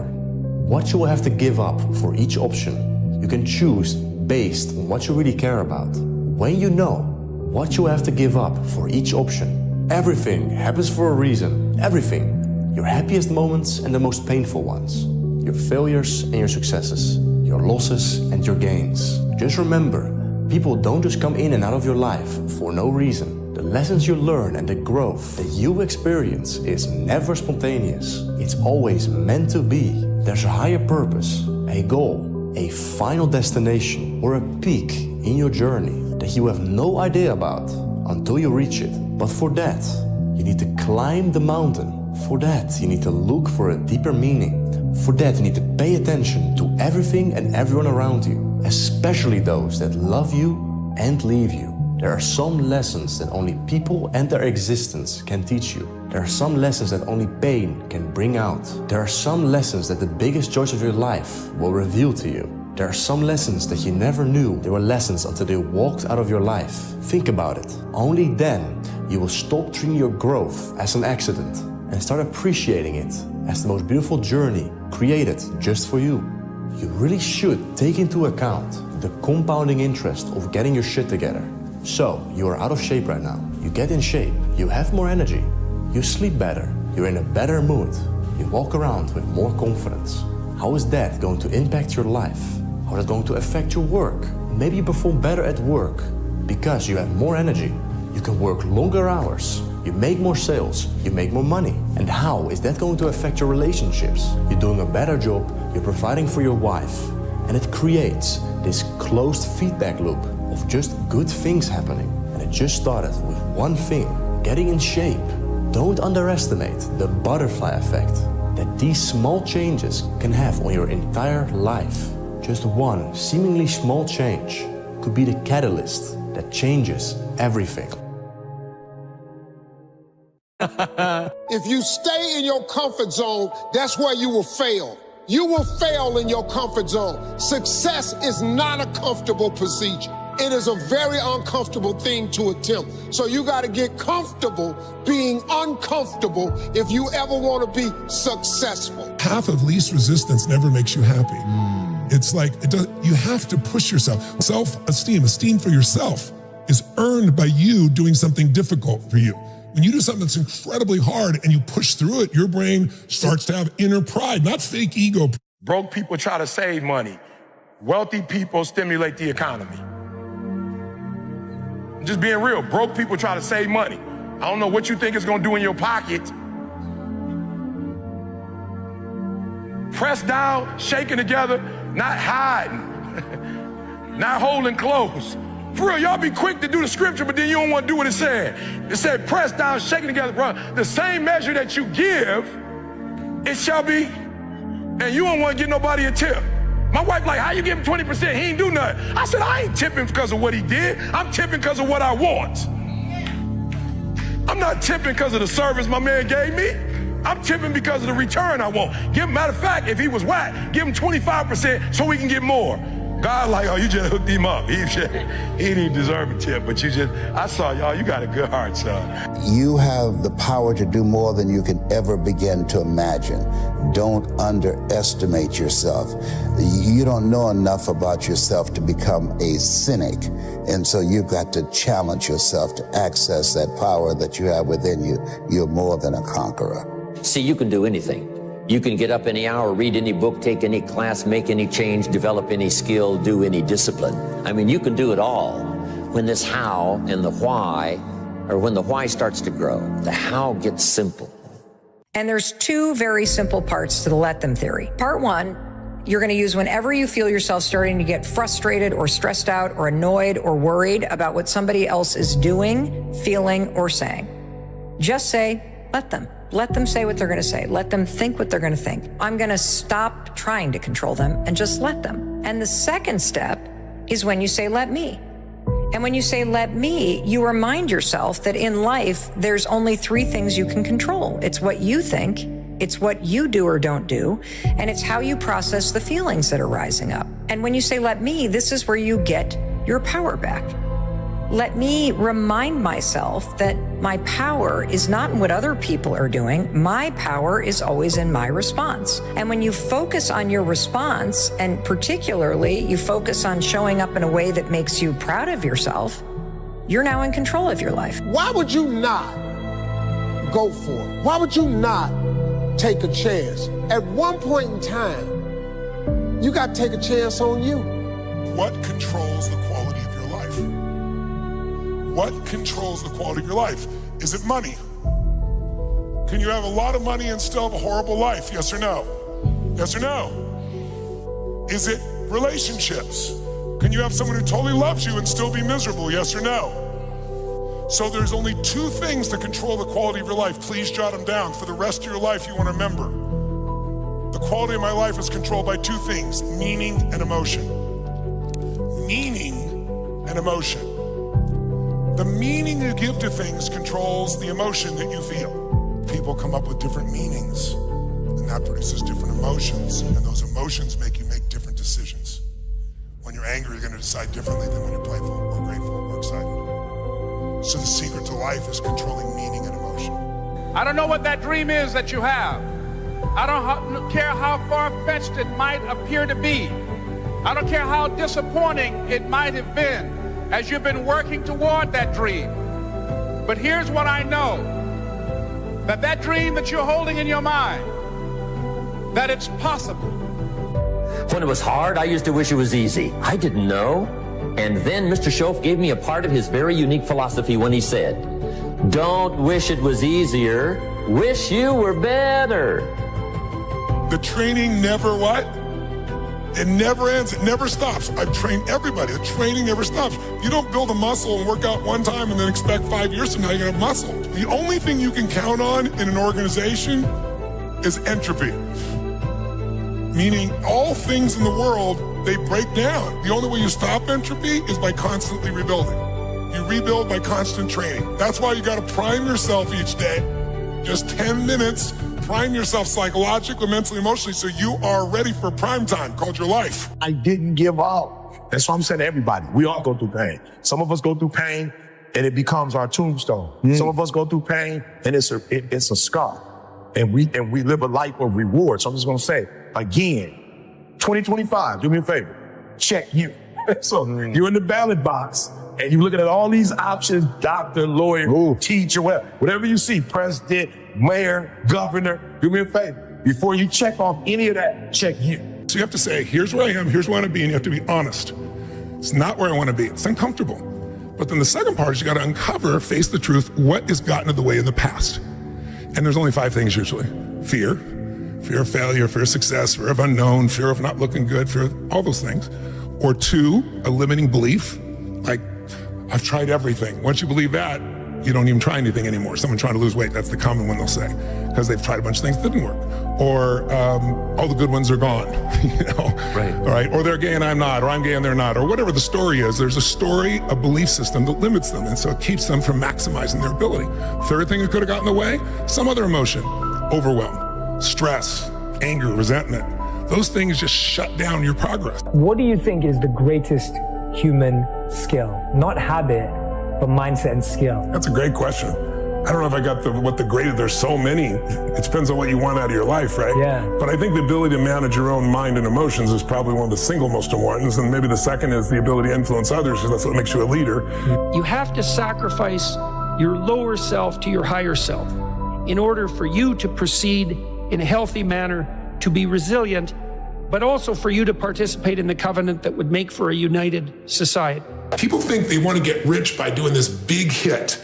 Look at all the actors, all the athletes, all the movie stars that you've seen that made more money than God and now they're bankrupt because they made money and income working, but they never figured out how to make money work for them while they slept. They never made money their slave. So if you look at like 50 Cent, he made $100 million on vitamin water. Someone gave him a tip and he went bankrupt. Or right now, I don't know if it's really going to happen, but the newspapers are speculating now, Johnny Depp is going through this divorce. He made $750 million, $750 million. And they're saying he may go bankrupt now because he's going to have to give up half in his cash position. And he spends $30,000 a month on wine. And he took Hunter Thompson, the reporter, and burned his body and paid $3 million to blow his ashes into the atmosphere. So you can mess up no matter what you do, or you can take a small amount of money and just consistently invest it, and you'll get where you want to be financially. You need to be clear what it is you really want. I always tell people, know not only what you want, but why you want it. I know this is simplistic, but most people just don't do the blocking and tackling of their life. The one we were talking to earlier, a great lady, and you could just see she wants to have a new business, but she never sat down to even put a plan together and says, why aren't I taking action? Well, when you're not sure what you're going to do, you're going to hesitate. And hesitation kills momentum. And momentum is what makes a sports team win. It's what makes an athlete, a business person win. When you get momentum, it's like takes enormous energy to get a rocket out of our gravitational pull of the Earth. But out of the solar system is easy. Once it has momentum, it takes less fuel, less energy. Starting a relationship, starting a business, changing your body, it takes so much in the beginning. But once you get going, it's actually really easy. Leadership is not a rank. Leadership is not a position. Leadership is a decision. Leadership is a choice. It has nothing to do with your position in the organization. If you decide to look after the person to the left of you and look after the person to the right of you, you have become a leader. when you really sit back at your life and you are in that dark room and you're looking at where you started from and you tell yourself, God, dog, man, my mom is this way, my stepdad got murdered, my dad beat the shit out of me, I can't read and write to save my soul, I've lied about it to everybody, I've cheated on all these tests. My God, man. And then you put a goal in your mind. How are you gonna feel, man, when you accomplish this goal coming from that shit? Coming from the hell you came from? A lot of people start from a good starting point. They have a good foundation. What if you can surpass all of these? What if everybody who was way up here started up here, and you started with no legs. You had to grow legs to even start walking, and then crawling, and then running, and then you start passing people and all this given to them. I had to use all this negative shit that was making me weak and horrible as a person. I had to use this as the power that now fueled me. I had to flip it on its head and say, hold up. This might be exactly what I need. The darkness is exactly what I need. It's how you look at your situation. And I was looking at it all f***ed up. Don't rely on social media. Put it down, turn it off, shut up, be quiet, learn, read, relax, get better. First part of your life you learn, second part of your life you earn, third part of your life you return. Can you be my therapist? I already am. We all want to be able to change the way we feel. That's what I spend my life showing people how to do. And what most people don't know is emotion is created by motion. The way you move determines the way you feel. You have 80 different muscles in your face, 80. For most people, this is the largest area of unemployment in the country. They use the face the same way. They feel the same emotions over and over and over again. So what I was saying is I have this deal with myself called priming. Every day I say, look, you got to have 10 minutes for yourself. You don't have 10 minutes for yourself, you don't have a life. And I'm not going to hope I feel good. I just got back 6 countries in 12 days. I was in India 2 days ago. Wow. And I woke up here feeling like somebody ran me over with a truck. But you got yourself psyched up. But the way I did it is I do this process. And it's 10 minutes. I put some music on. I do this massive change in my breathing, so it radically changes the way I feel. And then I do this 3-step process. First, I do 3 minutes of gratitude, where I think of 3 things I'm really grateful for, and I associate. I don't think of it over there. I feel it. And the reason is, when you're grateful, you can't be worried. You can't be fearful. When you're grateful, you can't be angry. And anger and fear are what screw people up most in their relationships, in their life, in their business. So I wire myself. I was saying to you that most people want to be happy, but their habit is to be worried or pissed off or frustrated or stressed. And so they've got a highway to stress and they got a dirt road to happiness. So I wire myself. I've got a highway to gratitude, which changes all your emotions. And then I do a 3-minute process of kind of a prayer for my family and friends. And then I do a 3-minute process of the top 3 things I want to accomplish. I see it as done and I feel it. I'm done in 10 minutes. So sometimes I go 20, but my deal is 10, so there's no excuse not to do it. Something happens no matter who you are, if you're average or if you're good. When you get around greatness and you stay around greatness, you start listening to great podcasts and reading great books, and you start hanging around great people, and you start becoming a part of great masterminds. Guys, you just evolve. And I don't know what happened, but every year I went from a high school dropout and homeless to I started to becoming every single day more of who I am. And I can't believe it. My next goal is to win the Nobel Prize. Why? I had to come up with something. Listen to me, you have to be careful when you hang around average people. All they're going to do is tell you what they can't do, and that's okay that they can't do it, but that has absolutely nothing to do with us. We can go from being homeless and high school dropouts to having PhDs, writing books, and becoming the voice of a generation. We can do whatever we believe we can do, and we don't need anybody's permission to do it but ours. Most people have a belief about what their real potential is no matter what you tell them. And that affects how much action they take. And of course that affects the result. And then ironically, that result reinforces their belief. And then that belief affects it. So I'll give you an example. Let's say a person has unlimited potential, we all agree. But they take little action, little results. Why? Because they have to start with a problem with their belief. They don't believe it's really going to happen for me. Maybe for Frank Kearns because he's got the cool hair and stuff, or maybe it's for you because you're so driven, but it's not me. Maybe Tony Robbins because he's a freak, got these big teeth. Whatever their thought process is, right? They got this thing, right? But what happens is, if you believe that there's very little potential, how much action are you going to take? Nothing. Nothing, little. And when you take little potential with a little action, what kind of results do you get? lousy little results. And when you get little results, what does that do to your belief? You go, see, I told you this was a waste of time, told you this wouldn't work. And then what happens? You tap even less potential. You take even less action. You get even worse results, and your belief gets even weaker. And this sucker feeds on itself until you are in a downward spiral. It's poisonous. It's poisonous and it's self-fulfilling. Now, what if something could happen that could come along and fill you with a sense of absolute certainty? Not like I believe, but mean where you know. In you guys' case, mine as well, we knew because we had to. Because we burned the boats. There was no other option. We had to find a way. We weren't going to live that way. We all did it in different ways and for different reasons, but in essence, that was it. If you get yourself in a state of certainty that this is going to work, I'm going to find the way, and if this doesn't work, I will make the way, then you tap a lot more potential. And when you're certain in your potential, you take massive action. When you take massive action, you really believe in something, you get great results. When you get great results, your brain goes, see, I told you I was a stud. I told you this thing would work out. Now you're even stronger. You tap more potential, take greater action, greater results. That's how you went from $300 in a week to $2,500 in 5 days to $100,000 in a month to $1 million in a day. Same thing with you. And we get momentum. That's why the rich get richer and the poor get poorer. Now, some people go out and they go, well, I'm going to take a bunch of action, all right? I'm going to open this product, I'm going to try it. And they'll say to you, I even did it. But it's like a salesman who goes and knocks on the door, and he knocks on 100 doors and says, you don't want one of these, do you? Yeah, exactly right. Yeah. And even if he doesn't say it verbally, his face says it because he doesn't believe it's going to work. So his voice, his body, the execution is so weak. Maybe if he talks to 100 people, somebody's going to buy out of pity. They don't want his kids to starve, right? But he's not going to get the result. So the core difference in people is how do you produce certainty when the world isn't giving it to you? You go out and you try, in your case, you're 100,000 in debt, nothing's working. How do you keep yourself going? The way you did it, the way I did it, the way you're doing it, we may not have done it consciously, is we didn't change our potential, that was there. And it wasn't even taking more action. Taking more action with a belief it's not gonna work, it's not gonna change anything.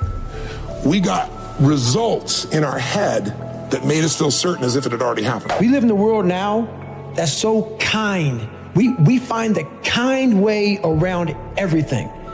Like, if you don't look good, I have to find a kind way of saying, I don't like your shirt. Right. That's not the approach. If that's the approach you're looking for, that book is not for you. Can't Hurt Me is not for you. The approach you have to take, at least I took, you take whatever approach you want. The conversation had to be a real, honest conversation in the accountability mirror of, guess what? I was fat. Don't find a kind word to say that, you know what? I've gained some weight. No, you're fat.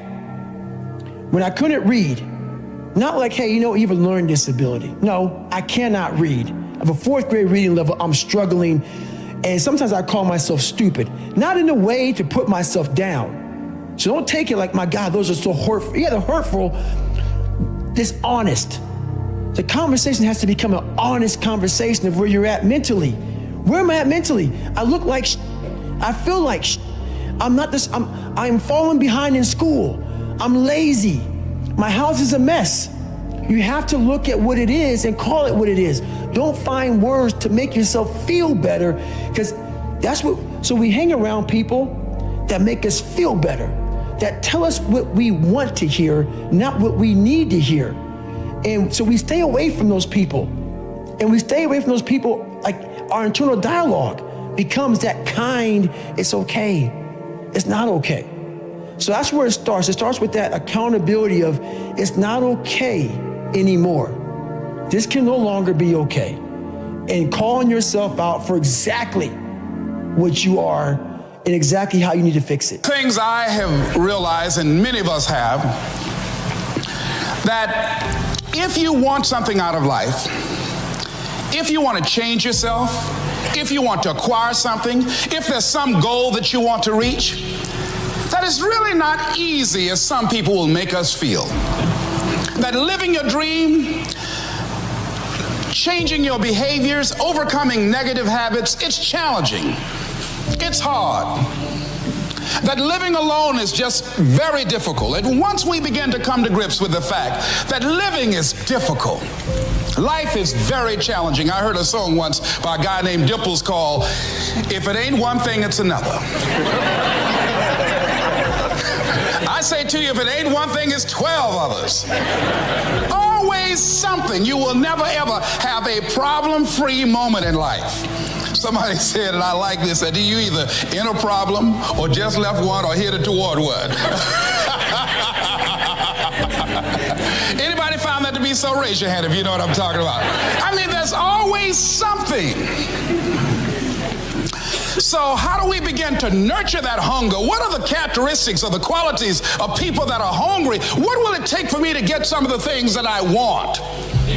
And being hungry for those things. Number one, you've got to work on yourself.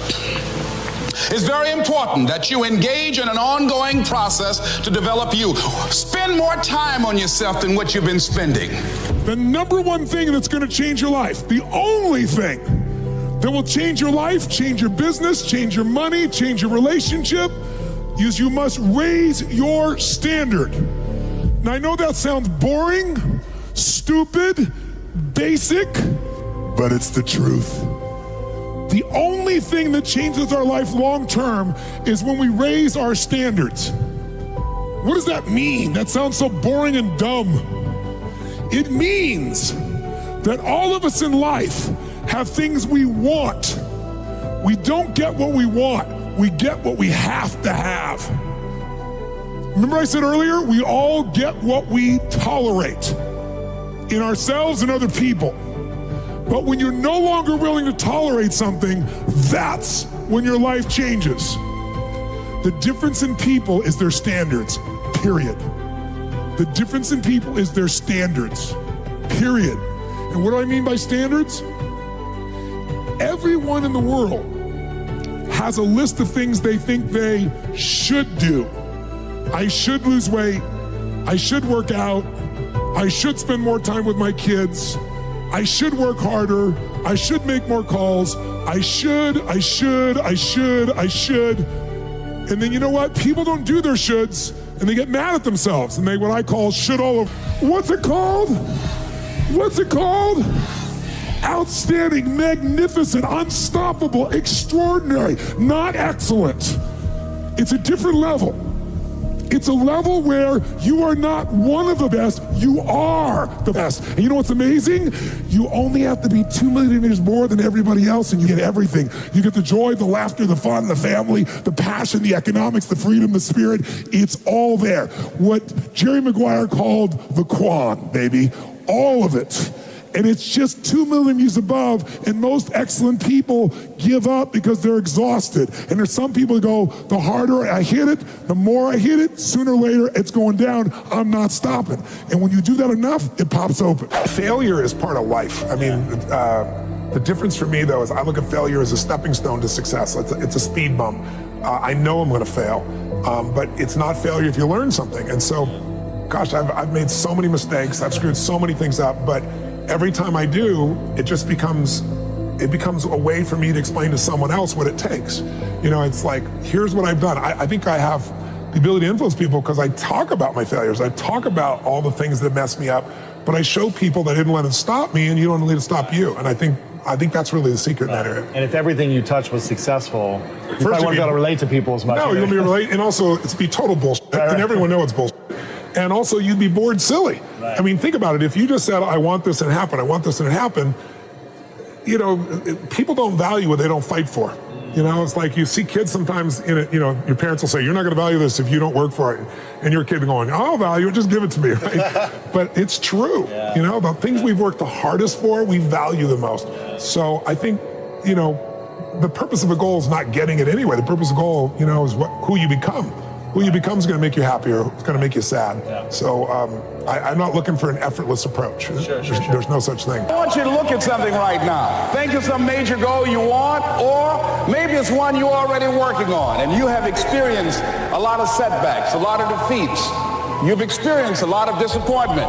Maybe you've already given up. And maybe you just need a little fire, a little encouragement to get back in the game again. Here's what I want you to look at. There are winners, and there are losers, and there are people who have not discovered how to win. And all they need is some coaching. All they need is some help and assistance, just a little support. All they need is some insight or a different strategy, a plan of action to make some adjustments that will open up the key to a whole new future for them. that will give them access to the unlimited power that they have within themselves. That's all that they need. So what I want you to do is think about something you want for you, that's real for you, that's important for you, that will give your life some special meaning and power. And I don't even want you to say, I can do that. I don't want you to assume that. See, 5 years ago when I started out in this area, I would not have been able to make the mental leap that I would be up to where I am right now. I don't want you to begin to just psych yourself out. No. I want you to be able to say something to yourself that will enable you to maintain a level of integrity with yourself. That when you say this, even when you face tremendous setbacks, it will be a benchmark to keep you in the game, to keep you moving forward and experimenting and readjusting your strategy and your plan of action, continuously looking for ways to win. So what is that something? When you got an idea you want to move on, you might not have the money, you might not have the education, you might not have the support or the resources you need. What is that something that can keep us going, that will enable us to act on our dream? What's one of those keys that will begin to help us to discover the secrets to our dream? Here's the deal. From now on, if it's something personal, call it a goal. For real, let's get the terminology right. If you want a car, we're gonna name that's a goal. Don't put your car in the same category as Martin Luther King when he said, I have a dream. Don't put that in the same category. That's a different category. If you're trying to build your business portfolio, that's a goal. When you use the word dream, now you are changing other people's lives. When Dr. Martin Luther King said, I have a dream, he already had a PhD. When he said, I have a dream, he was already a minister at Ebenezer Baptist Church. When he said, I have a dream, he already had a car. When he said, I have a dream, he already had a wife. When he said, I have a dream, he already had children. When he said, I have a dream, he had already won the Nobel Prize. When he said, I have a dream, he had already met with the president. When he said, I have a dream, he was already one of the most influential people on the planet. When he said, I have a dream, he wasn't talking about himself, he was talking about you and I. And so I want you to redefine, when you say money, you say goal. Say, I have a goal. I have a target. When you say I have a dream, that's beyond. I was riding with a friend the other day, and I know this friend of mine who has been working on a job where she's been miserable for a long time. She was telling me about how she was miserable on the job and how she was so unhappy. So I said, if it's that stressful and if it's causing you that much pain, I say, why don't you just quit and do something else? And she said something that really put her in the chorus line with a lot of other people. She said, I would, but. And then I started thinking about that. I said, let me take a poll. So I started talking to other people, and I would ask them what they were doing. And I said, but is that your passion? And they would say no. I said, then what's your real passion? And they would tell me what their real passion was. Then I said, well, then why aren't you doing what you really want to do? Oh, I can do it, but. And they would continue on. So this word, but just kept on coming up. And then it also has some friends like woulda and coulda and shoulda. And one day, I'm gonna have my own business. Those people who talk about one day I'm gonna. Some of y'all know some of those one day I'm gonna people. Raise your hand. Some of you get up in the morning and look in the mirror at that person. I just tease it, all right? So how is it that many times we block ourselves and we use these words almost like we're in a trance, like we're sleepwalking through life, that we find ways to cancel out our dreams? And I think that but is a dream killer. That a lot of things that we want to do, a lot of places we would like to go, a lot of things we would like to experience, and we just stop at but, and we build a case. In fact, I was reading something the other day that talked about but. It says, but is an argument for our limitations. And when we argue for our limitations, we get to keep them. How many of you ever decided not to do something based upon an assumption? Raise your hands, please. And so that's why it's important for us to be strategic and experiential and being able to tell the story to distract them from their current story, distract, dispute, break down the limited belief system, and inspire them to say yes to a new opportunity in their lives. And so as a result, I didn't do what I'm doing now because I had such a tremendous inferiority complex because of my lack of college education. I stopped myself. There's an African proverb that says there's no enemy within, the enemy outside can do us no harm. And so as you look at yourself, as you look at your goals, look at your dreams, it's very important that you take time every day and write this down to retrain your thinking. You got to retrain your thinking. Because how we live our lives is a result of the story that we bought into. You know what's so funny? Before the beginning even begins. And what that means is I know that to get to the very end, I can see it right now. So before I went to Buds and I was losing all this weight and shit, I saw myself walking across the stage at 191 pounds, because that's what I had to get to get into the door. I saw myself 6 months, a year later, whatever's gonna take me to do it, I saw myself walking across that stage, getting that certificate of graduation from Buds. And I was able to be there at 300 pounds. And that feeling that I was nowhere near that feeling, I was able to put myself there 1,000,000 times every day. And that feeling of like, my God, that is going to feel amazing. That's what made me suffer. That's what allowed the pain to be real and say, this is worth it. I want to feel for this next 18 months. It took me 18 months to finally become a Navy SEAL, to finally, just get through Buds. 18 months, it's 6 months. It took me 18.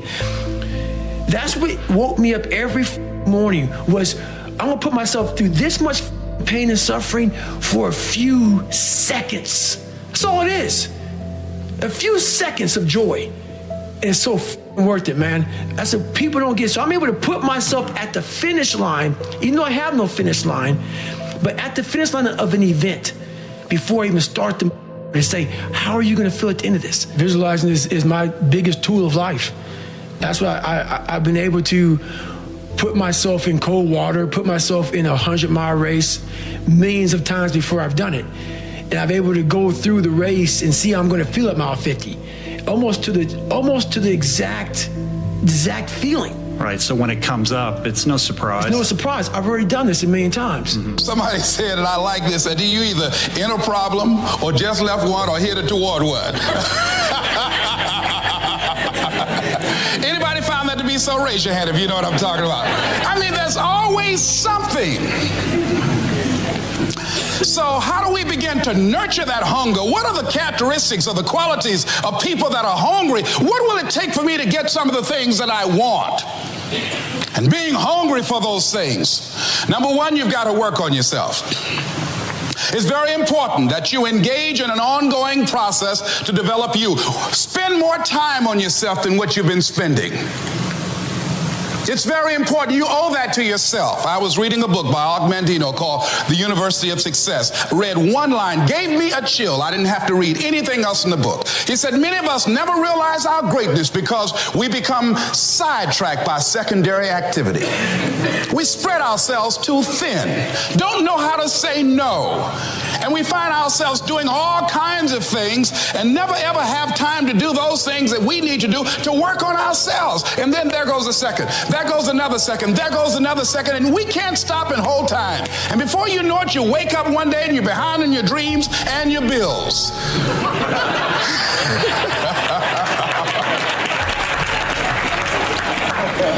So decide that you're going to take some time to work on you, that you deserve that from yourself, that your life deserves some prime time, because you are creating your own production. As Michael Todd would say, you are the star of your show. You are the director. You're writing the script.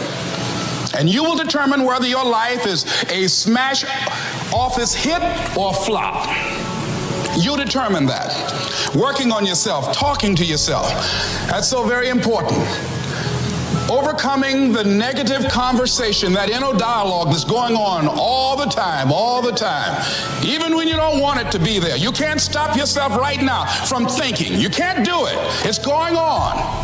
And so learning how to empower yourself, part of doing that is standing up to yourself. You've got to stand up inside yourself sometimes and say, shut up! You've got to do this. I was going to give a presentation, and this voice inside of me saying, you can't do this. You don't have everything it takes. Shut up! I'm behind on my bills, and you're telling me what I can't do. I have got to do it. You get scared sometimes. Your mind will go blank on you. Some people you will allow to unnerve you. And you wonder, what's wrong with me? I'm not crazy. That's why you've got to learn to make a conscious, deliberate, determined effort to stand up inside yourself.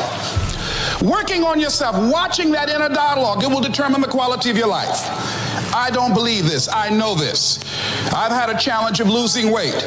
I'm walking through the airport, this voice say, why don't you have some M&M peanuts? No!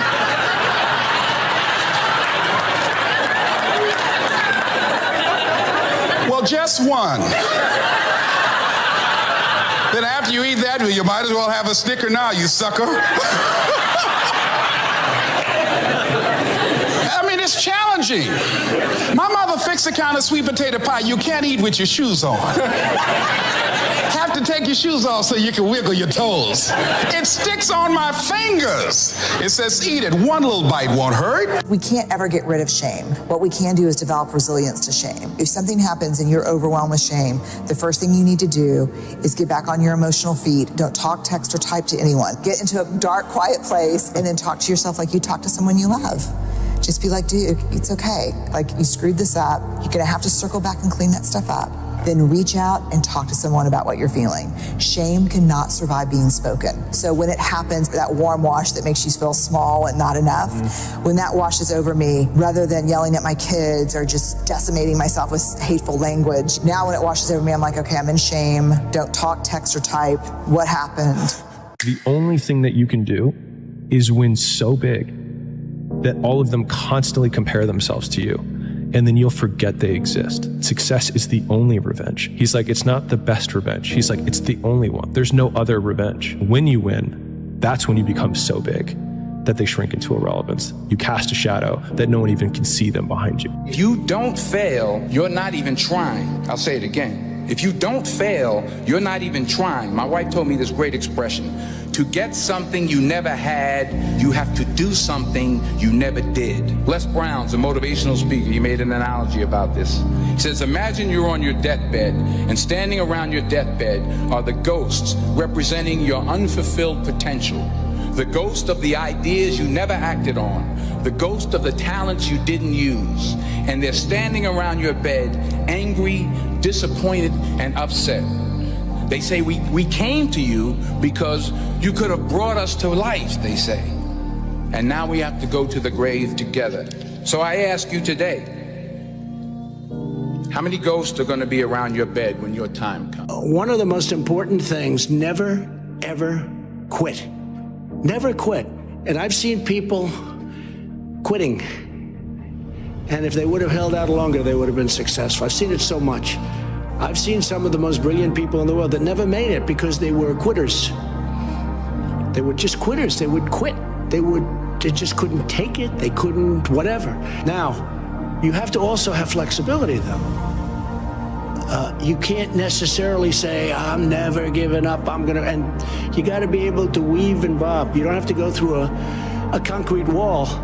You have to have flexibility. You have to always be able to change course a little bit, maybe always with that same goal, but don't quit. How do you, or how can you, stay focused and disciplined for long periods of time? Cut out the distractions. It's not about focus. It's the same thing, like it's not about motivation, it's about discipline.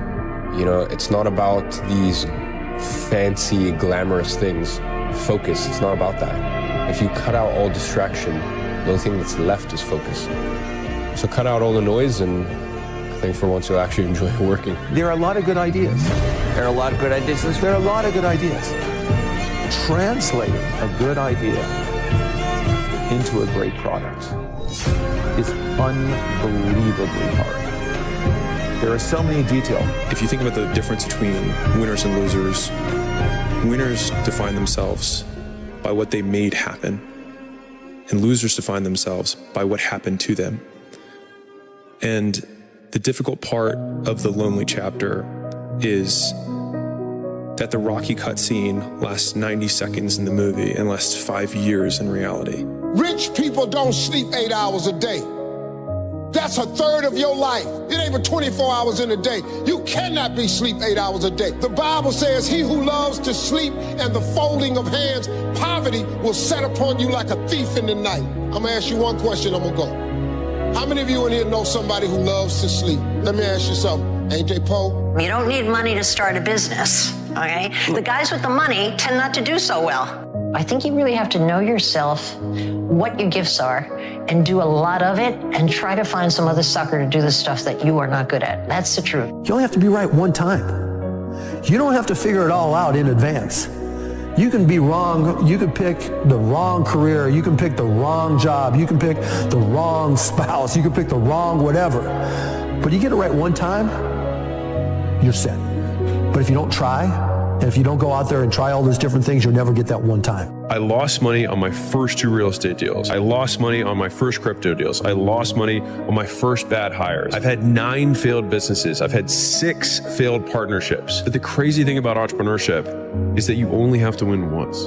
What is the best financial advice you've ever received? Invest in assets, not liabilities. What is the worst financial advice you've ever received? The way to build wealth is saving your money. So true. Third question. What is something you used to value that you don't anymore? Material things. What is something that you think people think is important when it comes to money, that you realize that's not really the right focus? Net worth. Net worth is a crap indicator of real success. What was your biggest failure and how did it change you? I have to really think hard about that. Failure, never heard of it. There's your answer. Well, there's a ton of failures along the way, that's for sure. For SpaceX, first 3 launches failed, and we're just barely able to scrape together enough parts and money to do the 4th launch. If that 4th launch had failed, we would have been dead. So multiple failures along the way. I tried very hard to get the right expertise in for SpaceX. I tried hard to find a great chief engineer for the rocket, but the good chief engineers wouldn't join, and the bad ones, well, there was no point in hiring them. So I ended up being chief engineer of the rocket. So if I could have found somebody better, then we would have maybe had less than 3 failures. So many things go wrong when you're starting a company, and often I think people ask, what mistakes should you avoid making? And my answer to that question is don't even bother trying to avoid mistakes, because you're going to make tons of mistakes, right? And the important thing is actually learning quickly from whatever mistakes you make and not giving up. Look around you in the world and see the problems people are having. Keep your eyes open, and when you discover one that you think you can fix, that is the beginning of a business, my friend. Focus on what you want to achieve and don't listen to all the noise. That noise is horrific and just really, really bad. And it's always going to be eating at you, but you've got to stay focused on the goal. Everybody has a turn back moment. You have a moment where you can go forward or you can give up. But the thing you have to keep in mind before you give up is that if you give up, the guarantee is it will never happen. That's the guarantee of quitting. That it will never happen, no way under the sun. The only way the possibility remains that it can happen is if you never give up, no matter what. Great entrepreneurs know their weaknesses and surround themselves with solutions. The greatest people are self-managing. They don't need to be managed. Once they know what to do, they'll go figure out how to do it. They don't need to be managed at all. What they need is a common vision. And that's what leadership is. What leadership is having a vision, being able to articulate that so the people around you can understand it, and getting a consensus on a common vision. I've always worked my buns off, well beyond anybody I know in my peer group. Here's a decade plus of business lessons summarized into 60 seconds. Promise late, deliver early, learn fast, trust slow, bet big, test small, give first, ask last, ignore opinions, treasure facts, always promote, never slander, disregard doubters, believe in you, persist always, and stop never. I laugh every time I hear people saying, yeah, you know, I don't like working for other people. You know, I want to work for myself because I want to set my own hours and I want to, yeah, right. Let me tell you what, when you work for yourself, there are no days, there's no Christmas, there's no Easter, there's none of that when you work for yourself. In the early days. It's a grind. Exactly. You're working through all those holidays. Every day something bad happens. Every day there's problems.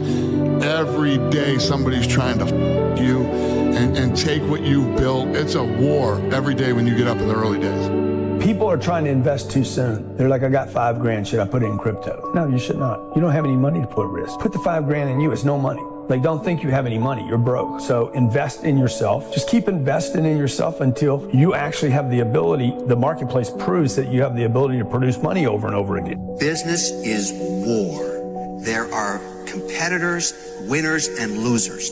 It's binary. You either make money or you lose it.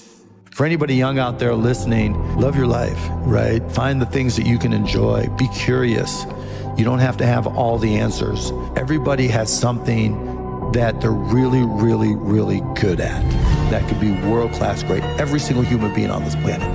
And the hard part is just finding what that is. You know the best way to stop depression? Work your ass off.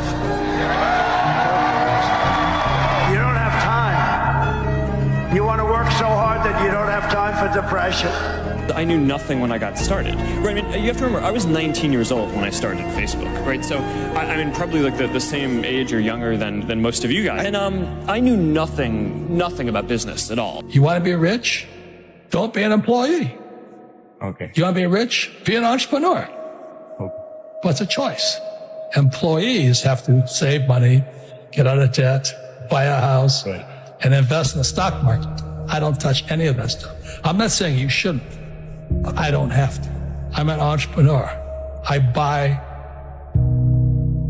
the gold mine. I get the gold. I buy the silver mine. I buy the real estate. I buy the hotels. I do not save dollars. Okay. I use debt to buy real estate. Right. I pay no taxes legally. Yeah. And I save gold and silver.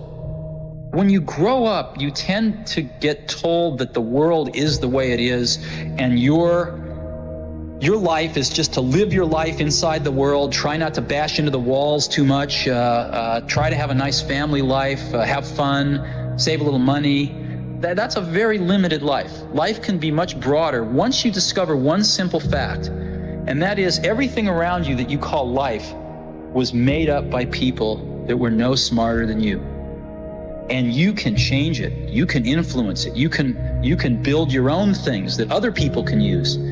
And the minute that you understand that you can poke life and actually something will, if you push in, something will pop out the other side, that you can change it, you can mold it.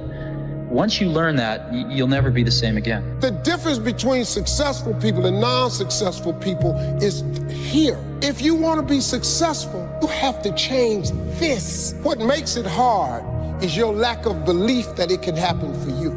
The fact of it is, though, it's very doable. This decision is yours and yours alone. If other people are putting in 40-hour work weeks and you're putting in 100-hour work weeks, then even if you're doing the same thing, you know that in 1 year you will achieve what they achieve. You will achieve in 4 months what it takes them a year to achieve. Facebook wasn't the first thing I built. I also built chat systems and games, study tools and music players, and I'm not alone. J.K. Rowling got rejected 12 times before she finally wrote and published Harry Potter. Even Beyoncé had to make hundreds of songs to get Halo. The greatest successes come from having the freedom to fail. I'm worth over $100 billion, and a very significant portion of my wealth was made from owning Coca-Cola stock. We own roughly 400 million shares, and that yields Berkshire a little less than $1 billion a year in dividends. Now, you probably wouldn't believe it, but Coca-Cola's first year in business, they only sold about 25 bottles. That should be a testament to anyone here listening. That business is a marathon, not a sprint. Success takes time, persistence, and continuous effort.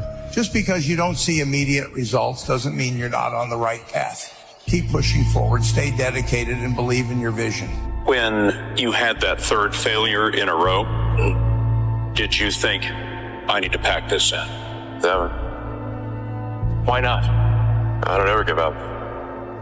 I mean, I'd have to be dead or completely incapacitated. I don't care what your business is, men, women, you have to understand that you're going into a huge lifestyle change. And I tell people it's not for everybody. Don't do it if you don't have the stamina to get kicked around and driven into the ground and get up and do it again and beaten up by people that tell you, this is not kumbaya stuff, this is hardcore stuff. Do you like having a tough skin? Do you think you have to have a killer instinct in order to be successful? I think you have to have some, to a large extent, I think you do have to have at least a winning instinct. I think that the world is made up of people with either killer instincts or without killer instincts. And the people that seem to emerge all the time, it doesn't mean they're the best people, and it doesn't mean they're the happiest people. And in fact, in many cases, and in most cases, they're probably not. But the people that seem to emerge are the people that are competitive and driven and with a certain instinct to win. You use the word competitive and driven. I'd like to know, what drives you? Enjoyment. Pure and simple enjoyment, Rhonda. I want to buy the enjoyment, but somehow I feel that there is something underneath it, that there's something more that makes you want to succeed, want to be who you are. I didn't believe in weekends back then, not to mention vacations. So I'm, fairly lazy compared to myself in my 20s, where I was a true fanatic. All I believed in was working on software night and day. And for my 20s, that was perfect. I didn't have a wife or family at all. The first million is hard, but the second million is inevitable. It's not becoming a millionaire that's important. It's the person that you must become in order to become a millionaire. You have to become a completely different person. You have to develop character beyond 99% of the people in the world. You have to develop honesty and discipline and quality relationships and the willingness and the ability to work and set priorities and all kinds of stuff. Discipline is art. Yeah, I think it is, because it's beautiful for me to see. When I see someone who's really truly disciplined, who like a David Goggins, someone who just like truly maximizes the grind, I feel like there's an art to that. One of the things I see in new businesses is they're often looking for perfection. And I think this is a really big mistake. I think you ought to be looking for experiments and quick experiments. And it's okay to have little failures. And what you want to do is learn as much as you can very quickly and try things. And certainly when we were a small business, we'd go out and try all sorts of things to find what would work. And then, we found something to work. Well, we'll do that 100 more times or 1,000 more times. We still do it today as a large company. People say you have to have a lot of passion for what you're doing, and it's totally true. And the reason is because it's so hard that if you don't, any rational person would give up. It's really hard, and you have to do it over a sustained period of time. So if you don't love it, if you're not having fun doing it, you don't really love it, you're going to give up. And that's what happens to most people, actually. If you really look at the ones that ended up being successful, unquote, in the eyes of society and the ones that didn't, oftentimes it's the ones that are successful loved what they did so they could persevere when it got really tough. And the ones that didn't love it quit because they're sane. Who would want to put up with this stuff if you don't love it? So it's a lot of hard work, and it's a lot of worrying constantly. And if you don't love it, you're going to fail. So you got to love it. You got to have passion. Ideas don't come out fully formed. They only become clear as you work on them. You just have to get started. If I had to know everything about connecting people before I got started, I never would have built Facebook. Movies and pop culture just get this all wrong. The idea of a single eureka moment is a dangerous lie. It makes us feel inadequate because we feel like we haven't had ours yet. And it prevents people with seeds of good ideas from ever getting started in the first place. Most people do a lot of talking and most people don't put in the effort. There's nothing you can't accomplish in life with the right amount of work. The challenge is, are you willing to do the work? And the reality is most people aren't, but that's the opportunity, right? It's like people at school. Most people are lazy, right? They barely get through it. And so that creates opportunity. I tell my kids that A, if they want something, they're gonna have to earn it. Yeah. And B, if they don't work hard enough to earn it, I'm gonna sell them off as medical experiments. That's the line in our house, right? Yeah, I'm going to sell you off as medical experiments. You need money? Okay, we'll sell you off as a medical experiment. We can get you money that way. I'll go give blood. Dad, I'm 7. I don't care. My key to success for you or for anybody else is make sure you're the first one in there every day and the last one to leave. Don't ever take a lunch break or go to the bathroom. You keep working. You never know when that opportunity is going to come along.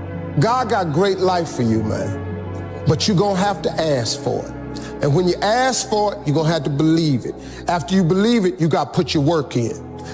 See, getting what you want is up to you. How you get there, that's up to God. See, the problem with you is you trying to figure out how to do something. Listen to this. The how-to ain't none of your business. Stop sitting in here with a life of mediocrity when that ain't what God created you for. You see, I'm so loyal to people. Maybe I'm loyal to a fault, but I'm so loyal to people that when somebody's slightly disloyal to me, I look upon it as a great act of horror. Then how are you different than you were 3 or 4 years ago?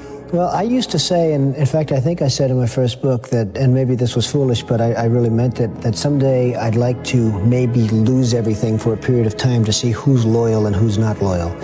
And I found out a lot of things. Did you find out who's loyal and not loyal? I tell you what, and you can't guess it. You can't predict it. Some of the people that were least loyal to me are people that I think I would have treated them differently. I think I would have treated different groups differently. I would have wiped the floor with the guys that weren't loyal, which I will now do, which is great. You know, I love getting even with people, but I will. I will have wiped. You love getting even. Oh, absolutely.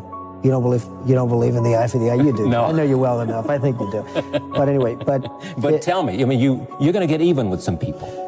Yeah, I know. If given the opportunity, I will get even with some people that were disloyal to me. Focus, no life balance, no family, no kids, no girlfriends, just business. Focus, man. Everything's about focus and discipline. I'm going to save money. This is what you hear. If you look on the internet, how do I make money? First thing you got to do is you got to save money. What do you hear the politicians say? The middle class.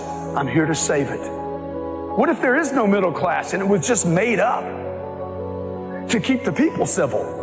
I mean, we gambled the company on Lisa. If Lisa had bombed, Apple would be just one more computer company. Everything went into that. For 3.5 years, the best and the brightest at Apple worked on this product. Now, how come they came to Apple to work on this? We hired these people from other companies. And the reason they came to Apple was because they knew what to do, but the companies they were working for wouldn't take the risk and do it. And we said, come to Apple and build this. And they said, well, who do I have to convince to do that? Nobody, just go do it.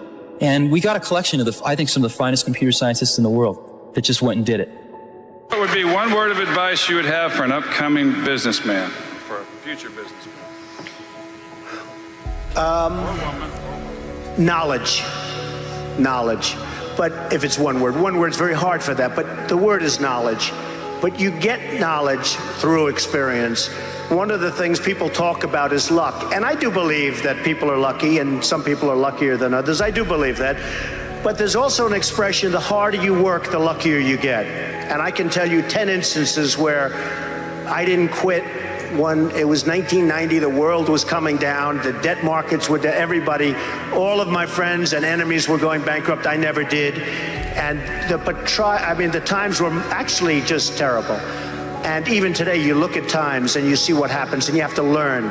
But the word luck is very interesting. But if I didn't work really hard, I probably would not, almost definitely would not be here today. And unless you had me up as a man who at one point was successful, but let's see what a loser looks like. So you have to work hard because it is true. You can develop luck through hard work. If you're not going to work, like a 10-hour day is a short day for me. I hear more people promoting this 4-hour idea, okay? Like Tim Ferriss, I just call him out right now. It is complete bunk. It is complete bullshit. You cannot outsource everything. This idea that you're going to be a solopreneur, outsource or work 4 hours or part-time, you guys try to do the part-time thing, you will have full-time problems. forever to the end of your life. Not only will you have problems because you're selfish if you're trying to do a 4-hour work week. You're selfish. You're thinking only about yourself. If you're giving great customer experience, the only way to do that is with happy people. You can't do it with a set of miserable people, watching the clock all day. So does that include work-life balance and all those things? Yes, but I teach 3 leadership classes a year at Amazon. I'm a part of it. They're bigger classes, but I come in and teach a session.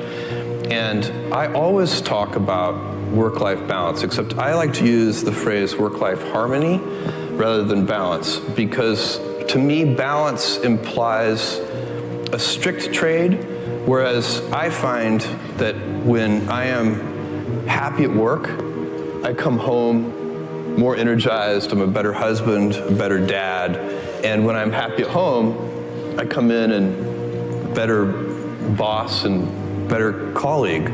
And so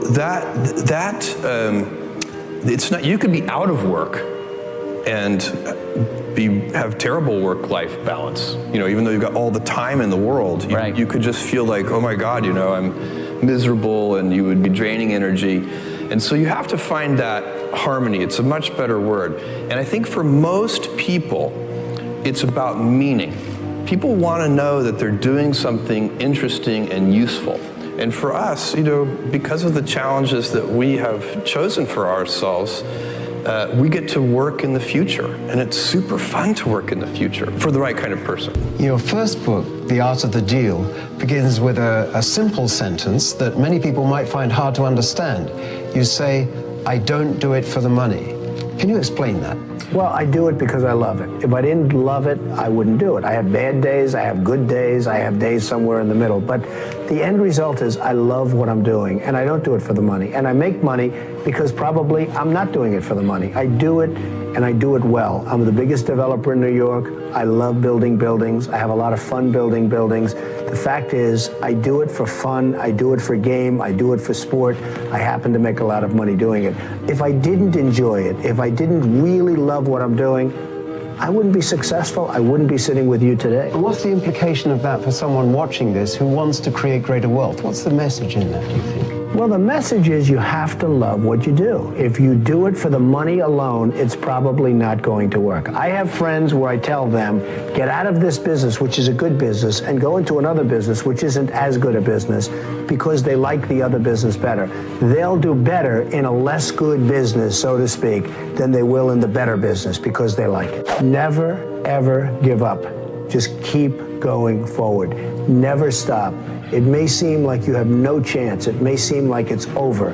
Never, ever quit. If you're a quitter, I hope you quit right now and stop watching immediately, because you'll never make it. So many things go wrong when you're starting a company, and often I think people ask, what mistakes should you avoid making? And my answer to that question is don't even bother trying to avoid mistakes, because you're going to make tons of mistakes, right? And the important thing is actually learning quickly from whatever mistakes you make and not giving up, right? And I mean, there are things every single year of Facebook's existence that could have killed us or made it so that it just seemed like moving forward and making a lot of progress just seemed intractable.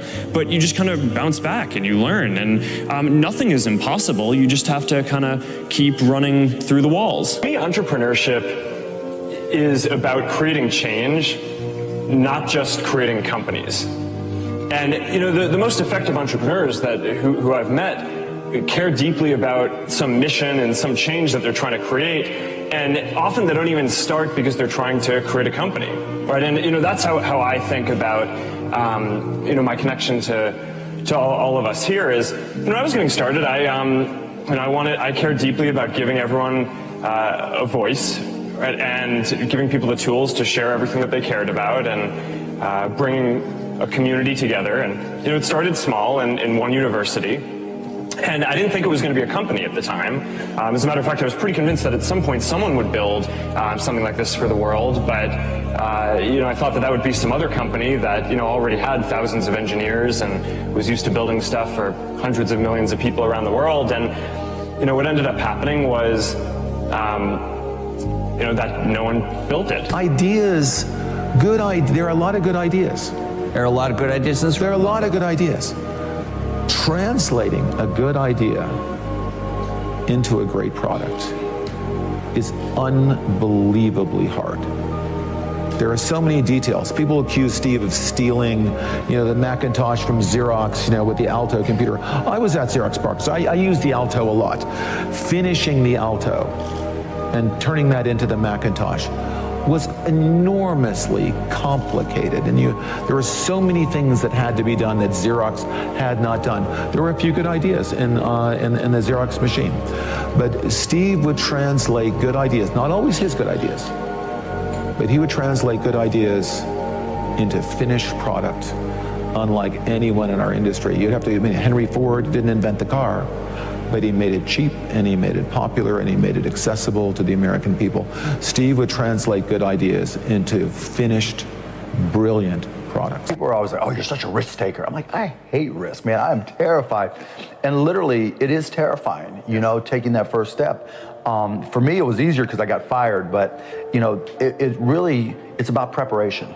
We all go through this process, and tell me what you think, Chase. Where you've got the idea, right? And you get that feeling in your stomach, and you get all excited, oh my God, then you talk to a friend.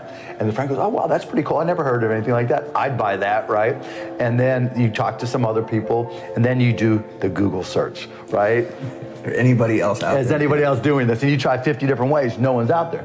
Well, the first thing I'll tell you is, just because you don't see it on Google doesn't mean 100 companies haven't gone out of business doing the same thing, right? It may not be out. There's a saying in basketball, you're open for a reason, which means you can't shoot, so they're not guarding you, right?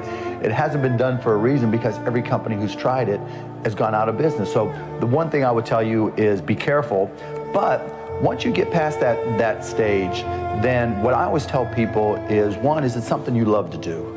Right? That's so true, because it's going to get hard. Like, just if you're really hard. It's going to get hard, and if you don't love what you're doing, then it's like that. When shit gets hard, that's when you're going to like, oh man, I'm going to fall in the towel. Right, because you don't know, right? And you don't have a sense for it. And I'm a real believer that each and every one of us has something we're good at, right? And you've got to figure out, is this something you're good at? I've always been good at selling. I found out I wasn't into computers when I was a kid. Then I found out when I started to teach myself how to code, it was like, oh, I like this. Right? And I would sit there writing software, and I think, okay, I've been working 2 hours, I better get something to eat, and it's been 24 hours, It's just like, what the f***, 24 hours? Okay. That tells you you're clued in. And it's not just what you care about, it's not just passion, because the circle's overlapping passion and aptitude, right? You want to be good at something. Just because you love basketball doesn't mean I'm going to be any good at it, right? Yeah, sure. You can have fun at it, but if you're trying to make a business, a life, a living, then you should. Yeah, and I always say, don't follow your passion, follow your effort. Right? So you might think you're passionate about playing basketball, playing the guitar, drawing, design, whatever, but where you spend your time is your better indicator, because that's typically what you're good at. And nobody ever quits anything they're good at. For sure. When you're good at something, you tend to want to get better. I think the number one thing that got me to where I am today is just simple hard work, okay? I've always worked my buns off, well beyond anybody I know in my peer group, okay? But if you work twice as hard at something, you're generally gonna get twice as far, if not 3 times farther. So overwork is definitely the number one thing. I over-prepare for everything I do, born out of insecurity of maybe not being able to deliver. And what an advantage that is in any situation when you walk in and you've well over-prepared over the next competitor. You'll usually leave the situation with the goal. My sister once said to me that whenever I got too close to one of my goals, I immediately moved the goalposts further away.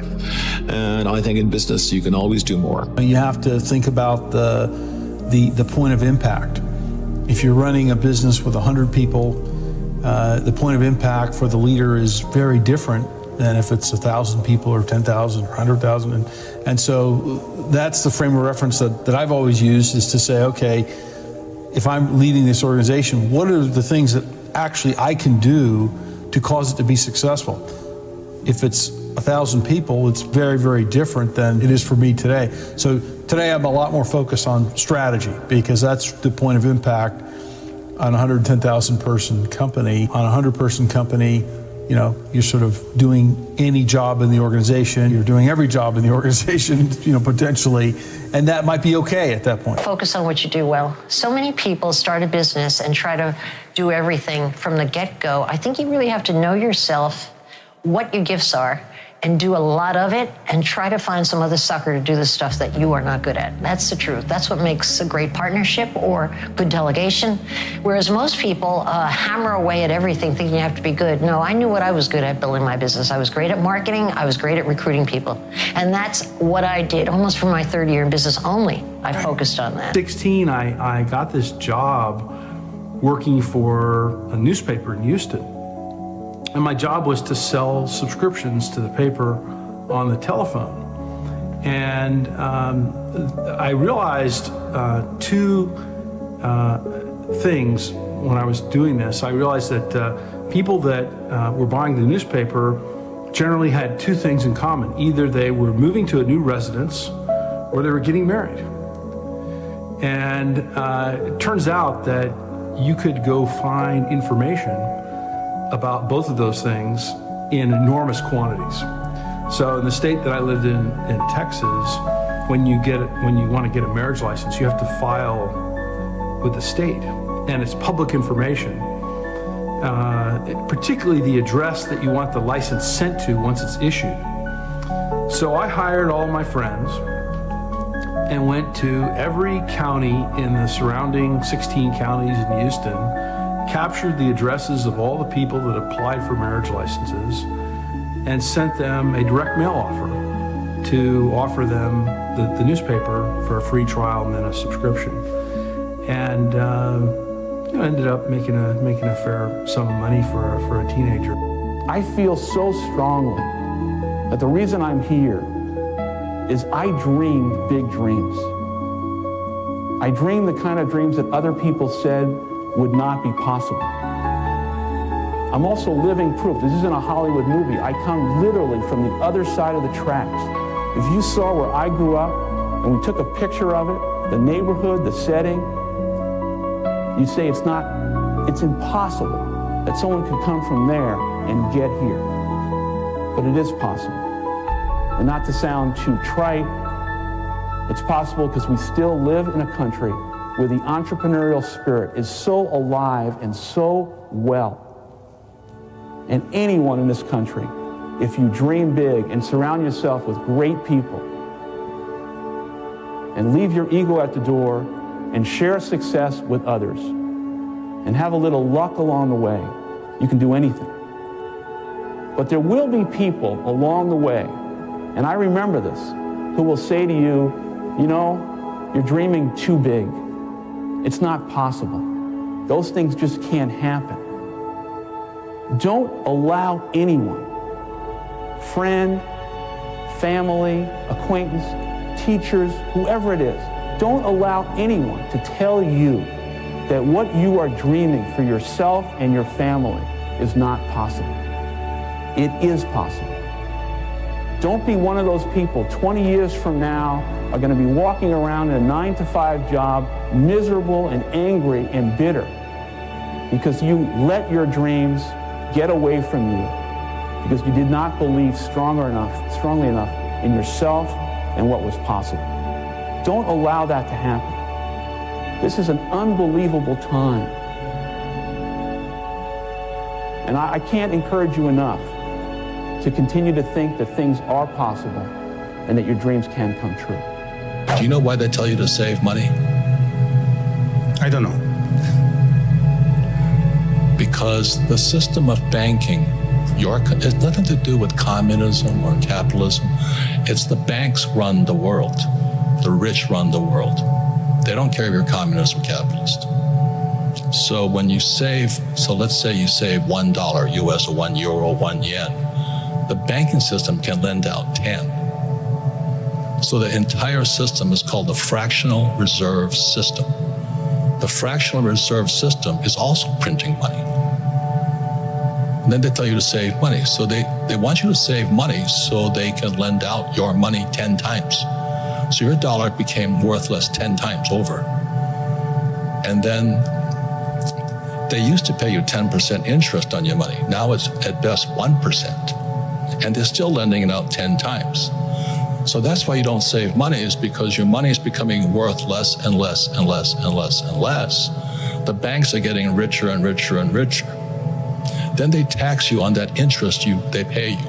That 1% interest, if they pay you that much. Japan is 0. And the Japanese are so stupid, they still save money. We also have 0. Yeah, and they still save money. How stupid is that? So that's what I would question. So how come that happens? Now, if I borrow money, guess what? Do I pay taxes on debt? I guess no. Why is that? I know this is what I'm saying, okay? Question everything. Okay. So when they lend out money, that's how money is created. Money is debt. They lend out, why is debt tax-free? I don't know. Because that's how money is created. And so the banks love it. They love people borrow lots of money. So how do I get rich? I borrow money. It's very important to seek out, to actively seek out and listen very carefully to negative feedback. And this is something that people tend to avoid because it's painful. Yeah. But I think this is a very common mistake, is to not actively seek out and listen to negative feedback. Where do you do that? Do you go into forums? Do you go into Twitter? Like, what are your areas where you go to look for feedback on, let's say, the Tesla? Well, it's like everyone I talk to is, in fact, when friends get a product, I say, look, don't tell me what you like, tell me what you don't like. Right. And because otherwise your friend is not going to tell you what he doesn't like. Right. It's going to say, oh, I love this and that, and then leave out the this is the stuff I don't like list, because he wants to be your friend. It doesn't want to offend you, so you really need to sort of coax negative feedback, and you know that if somebody is your friend, or at least not your enemy, and they're giving you negative feedback, then they may be wrong, but it's coming from a good place. And sometimes even your enemies give you good negative feedback. The idea that computers were going to be a change agent, I was lucky enough to meet Paul Allen, and early on we brainstormed about this idea of the chip. And the chip changed the rules. I mean, most things don't get a million times better. Not, engine efficiency or, most things have theoretical minimums. Computation is something that we're not even close to the theoretical minimum, and yet we've improved so much. So seeing that was going to come, and weirdly, that most people didn't see that was going to come. So, even people at IBM were still thinking in terms of big computers. Now all the software and service-driven companies are worth even more than IBM. When I was growing up, IBM was the monolith, and it was always, okay, are we going to beat them? Are we going to join them? Those bastards. Actually, they were very nice people, but we always thought of them. And they sort of stood for these big computers that only big companies and governments could get the benefit for. So actually, we played off of that to have this power to the people, personal computing type thing. Of course, now we're a big company, and somebody can play off of us. The idea that a young person can start a company here is a super nice thing, because although people at first are skeptical, as soon as they realized their normal model of what I knew and what I could do, that I didn't fit that normal model, then they assumed I knew way more than I did, and I could solve all sorts of problems I had no clue, how to solve. But it was nice that people were kind of agog that we had built this company and done these things from a young age. So I think the culture of America, that almost the American dream type success story, worked out. Computers, when I was young, were super expensive, and my friend Paul Allen and I actually snuck into places at the University of Washington where they had computers that weren't being used at night. And so we were fascinated by what the computer could do, but very few people were getting exposure. We had to go out of our way, and we were lucky that we did it all. And so then when the idea of moving the computer onto a chip that Intel would make, and that would make the computer literally millions of times cheaper than the ones we were using, so both more powerful and available to people on a... Things. Because you might not know what you're really interested in. How would you know what you're really interested in if you at least aren't doing a peripheral exploration broadly of the knowledge landscape?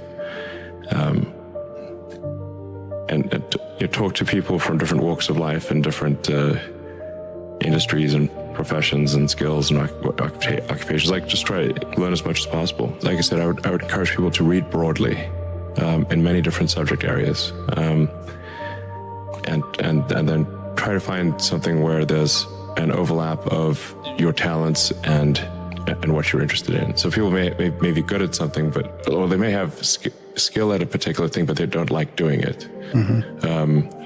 So you want to try to find a thing where that's a good combination of the things that you're inherently good at, but you also like doing. If you come and tell me you're the CEO, you're the founder, you're the largest shareholder, that you know and you're perfect at everything, I know you're full of crap.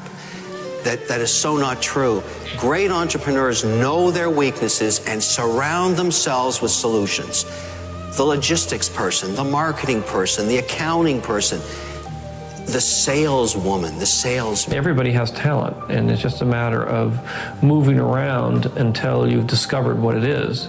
A talent is a combination of something you love a great deal, that's something you can lose yourself in, something that you start at 9 o'clock, look up from your work, and it's 10 o'clock at night.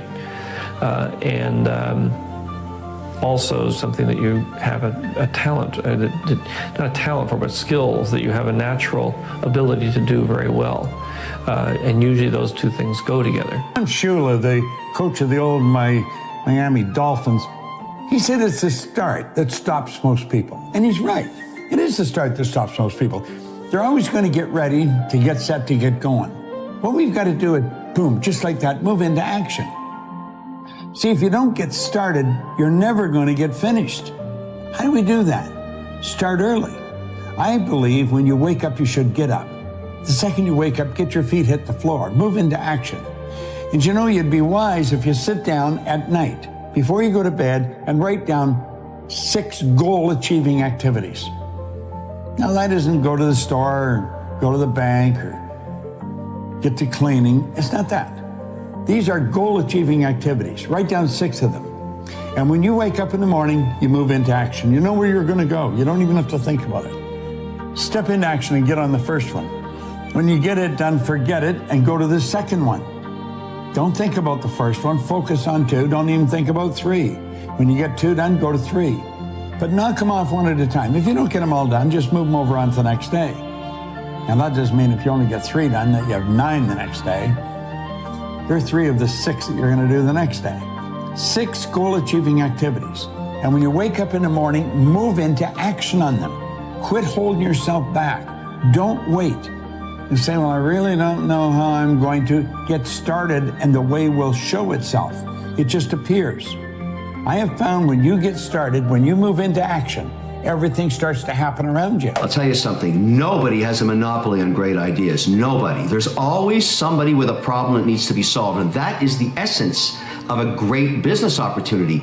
Look around you in the world and see the problems people are having. Keep your eyes open. And when you discover one that you think you can fix, that is the beginning of a business, my friend. That's how it starts. So don't be down and don't say that all the great ideas are taken. That's never the case. There's always the next great idea, and that's what's wonderful about being an entrepreneur. You gotta keep sort of your mind open and your eyes open and always be looking for opportunity. And don't be depressed. I don't like that tone. Let's get happy and let's get focused and let's get to work. And by the way, the greatest companies ever started were many that were started with no money.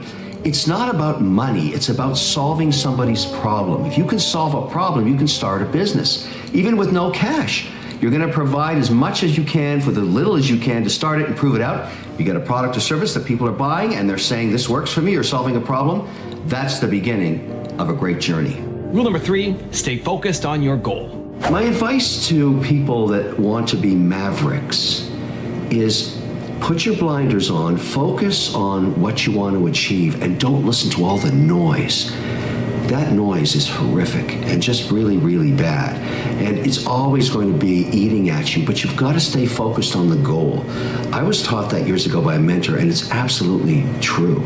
Stay focused, don't let distractors bother you, don't let them get you down. And invariably, you're going to be kicked to the ground as a maverick or an entrepreneur or anybody that's trying to achieve their own freedom. but you got to get up and keep going. I think stress, you can be, I think one of the things that's very important to note about stress is that stress primarily comes from not taking action over something that you can have some control over. So if I find that some particular thing is causing me to have stress, that's a warning flag for me. What it means is there's something that I haven't completely identified, perhaps in my conscious mind, that is bothering me, and I haven't yet taken any action on it. I find as soon as I identify it and make the first phone call or send off the first email message or whatever it is that we're going to do to start to address that situation, even if it's not solved, the mere fact that we're addressing it dramatically reduces any stress that might come from it. So stress comes from ignoring things that you shouldn't be ignoring. I think in large part. So stress doesn't come, people get stress wrong all the time, in my opinion. Stress doesn't come from hard work, for example. You know, you can be working incredibly hard and loving it. And likewise, you can be out of work and incredibly stressed over that. So, and likewise, if you kind of use that as an analogy for what I was just talking about, if you're out of work, but you're going through, a disciplined approach of, a series of job interviews and so on and working to remedy that situation, you're going to be a lot less stressed than if you're just worrying about it and doing nothing. When you weigh a job offer, my message to you is, even later in life, when you're considering a career change, leave salary out of the equation. Make decisions based on the quality of the opportunity and where you will have the most fun and the most room for growth. What's important for your career is not your starting salary. It's your development and happiness, and the cash will come later on. How do you get to the next level? You hire amazing people and you give them a piece of the upside. Very hard to do in a services business like yours, but not impossible. Scale is everything. You want to get bigger. The only way you're going to do that is expanding on being just a one-man show. And that's tough. Finding the right partners that should augment your skills. If you're great at one thing like sales and marketing, get someone who's better in logistics or hiring people that can actually do more of these websites. I've always found in every one of my deals that made me money, it's the team I built. A fantastic team of people working together towards a single mission. The better the people, the more money I made. It's that simple. But I always gave up some to them so they were part of the story. And I always found, even if I gave up half, which I did in the case of the learning company, that outcome was $4.2 billion. So I was pretty happy with the outcome in the long run. It's all about team. It's really hard to do it on your own. And building a team, you have to build it slowly and find the right partners and then give them some of the upside. Everything I did, I was following something I really cared about, something I loved, something I was passionate about. And I kept following that passion, whether it was cars, whether it was anthropology, whether it was art, photography. And eventually it led me to my huge passion, my real passion, which was making movies, which combined all of those things. And I realized that had I gone on to get my degree in anthropology, I would have probably made anthropological movies in New Guinea or someplace and eventually been on National Geographic and, the History Channel and been then making features, and I'd have done Star Wars just the same. If I'd have gone to Art Center and become an illustrator, I would have probably started doing animation and doing animated films and making animated things, and then ultimately I would have gone on and been right where I was. So no matter which route I took, because I cared about all of them, they all led to the same place. Had I done what my father had wished me to do, which is to go into the office equipment business with him, which I knew I wasn't going to do, I knew I hated that, my life would have been unpleasant. And so I think it's very important not to do what your peers think you should do, not do what your parents think you should do, or your teachers, but to do what you inside, or even your culture thinks, but do what's inside you. I'm not smarter than anybody else, but I can outwork you. And my key to success for you or for anybody else is make sure you're the first one in there every day and the last one to leave. Don't ever take a lunch break or go to the bathroom. You keep working. You never know when that opportunity is going to come along. And at Solomon Brothers, The managing partner of the company, Bill Solomon, was the second person in. I was the only other one in the big trading room. So if he needed to borrow a match, in those days people smoked cigars, and if he wanted to ask something about a newspaper or a stock, he came over, and so we became buddies. I would never have gotten to talk to the managing partner of a big company on a first-name basis if it wasn't for the fact that the two of us were there. Billy, I'm getting coffee. Would you like some? And I can bring you that. And at the end of the day, the number 2 guy, John Goodfriend, he was the last one to leave, except for me. And we'd share a cab going uptown or take the subway train going uptown together. And, every opportunity I ever had, it was, I think a lot of them was because I was there at the time. And that's the one thing you can control. You can't control your luck, but the harder you work, the luckier you get. You can't control that you're the smartest guy. There'll always be somebody smarter. There's a huge sacrifice that people don't think about. Most people think, I'm going to start a company, 2 months later it's going to be worth $1 billion, and I'm going to make a fortune. That is actually not what happens to 99% of people. 8 out of 10 fail. They have to do it 3 times. They spend a decade before they get their hit, or they work at one company for 15 years, and they finally get an exit. It's more like that, and the personal sacrifice is huge. There is no soccer game on Saturday. There's no Sunday dinner with the family. You're working because some guy in China or in India or some woman out there is kicking your ass because we're in a global competition now. And so I don't care what your business is, men, women, you have to understand that you're going into a huge lifestyle change. And I tell people it's not for everybody. Don't do it if you don't have the stamina to get kicked around and driven into the ground and get up and do it again and beaten up by people that tell you, this is not kumbaya stuff, this is hardcore stuff. I think it is misleading to talk about success without also referencing failure. I know of no one who has achieved something significant without also, in their own lives, experiencing their share of hardship, frustration, and regret. So don't believe that something in your past prevents you from doing great work in the future. To all of you who doubt yourselves, I have been there too. And although today I've spent time talking about a great decision, I've made some that are far from it. And like many of you, I've had my share of life's personal challenges and failures. But after many miles on my journey, I've recognized that each of these difficult periods of life passes, and with each we exit stronger and wiser. The old saying, "This too shall pass," has certainly proven true for me, and I'm sure it will apply to anyone who believes it. So paint in your mind the most grand vision where you want to go in life. Prepare, trust in, and execute on your intuition, and don't get distracted by life's potholes. I have worked all over the world. I mean, all over Asia, China, South America, North America, Europe. And I'm always asking people, what do you really want? And I have found most people don't want to be really wealthy. What they do want is they don't want to have any financial concerns. If they want to buy a new suit, they can go and get one. If they want to take a trip, they can take the trip. If they want a new car, they can get the new car. They don't want to just run out and spend or buy. They don't want to have any financial concerns. 2, they want to wake up in the morning excited about how they're going to spend their day. And the 3rd, they want to mix with people who are upbeat and creatively productive. These are the 3 things that people really want. So in answer to your question, if somebody's watching, what's the first thing they should do? Well, the first thing they should do is understand why we have goals. Not just to set a goal, because most people don't set goals right. They're operating with a limited level of consciousness, so they're thinking,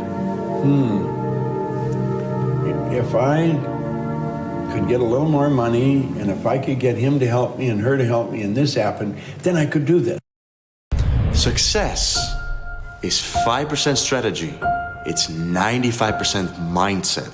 Imagine what you will be, and it will be so. Your thoughts are magnetic. What you feel, think, and believe shapes reality. I already felt like I had money back then, even though I didn't have money. I always felt like I was the champ, even though I wasn't the champ. To paint a bright future for yourself, you have to be able to see it in your mind. You have to believe in it. Your mind must create these things before anything else. Like the mind is the most powerful thing in the world. If I want to attract a lot of money, I got to see myself with a lot of money. I got to mentally accept I've already got it. Science says, show me and I'll believe. Faith says, believe and I'll show you. And I believe that you can speak things into existence. And when you know where you're going and you know what you want, the universe has a way of stepping aside for you. If it is written, so shall it be. If you don't have what you want in life, just check yourself. Is it written anywhere? Have you wrote it down? Have you claimed? Have you laid it into faith? Have you willed it into existence? Has it become a law? Did you write it down? If it ain't written down, what you want? That is a principle of success that all successful people know. We write it down. If you can see it here, you can hold it here.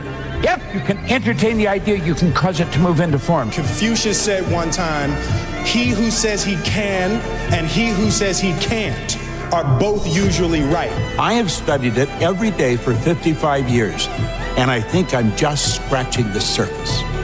Do yourself a favor and really begin to think. Mark my words. Next year, a year from now today, I'm getting ready for my name to be called in New York at the draft to shake Adam Silver's hand. The 16th pick in the 2024 NBA draft, the Philadelphia 76ers select Jared McCain, Duke University. Your life is always moving in the direction of your dominant thoughts. What you think about most of the time is exactly what you are training your mind to create. If you focus on problems, you will attract more of them. If you focus on solutions, you will start seeing opportunities that were invisible before. Your mind doesn't care what you feed it. It simply accepts repetition as truth. And here's the key. The more often you think a thought, the easier it becomes to believe it. Wow, so your brain doesn't really know the difference between, say that again? Between something that happened in real life or something that you strongly visualize.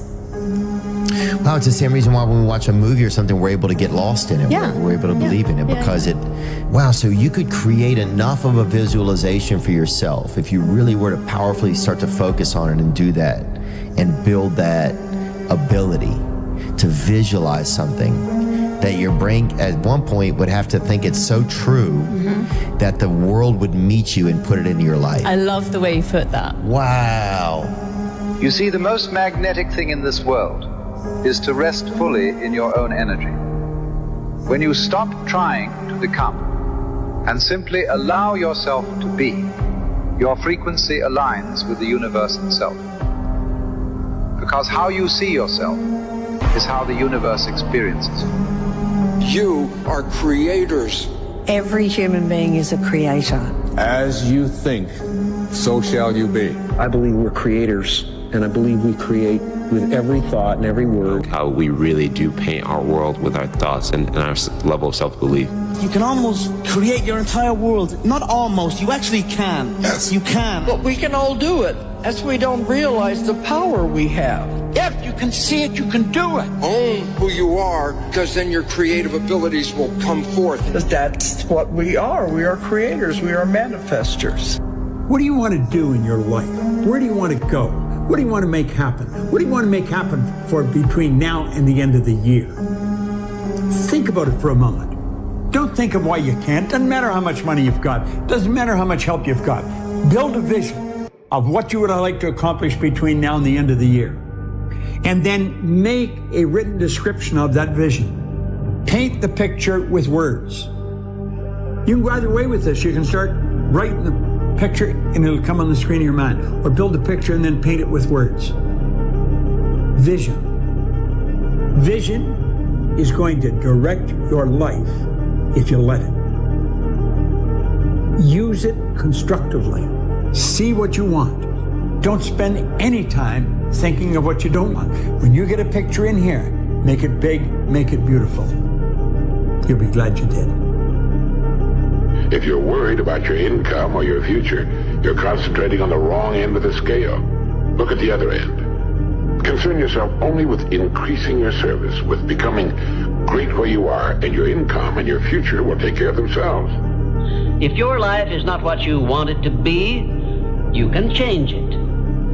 As a matter of fact, you can do anything within reason that you desire to do if you embrace the principle of applied faith and keep it directed to the attainment of the things you want and off the things you do not want. The words you speak are shaping the life you're living.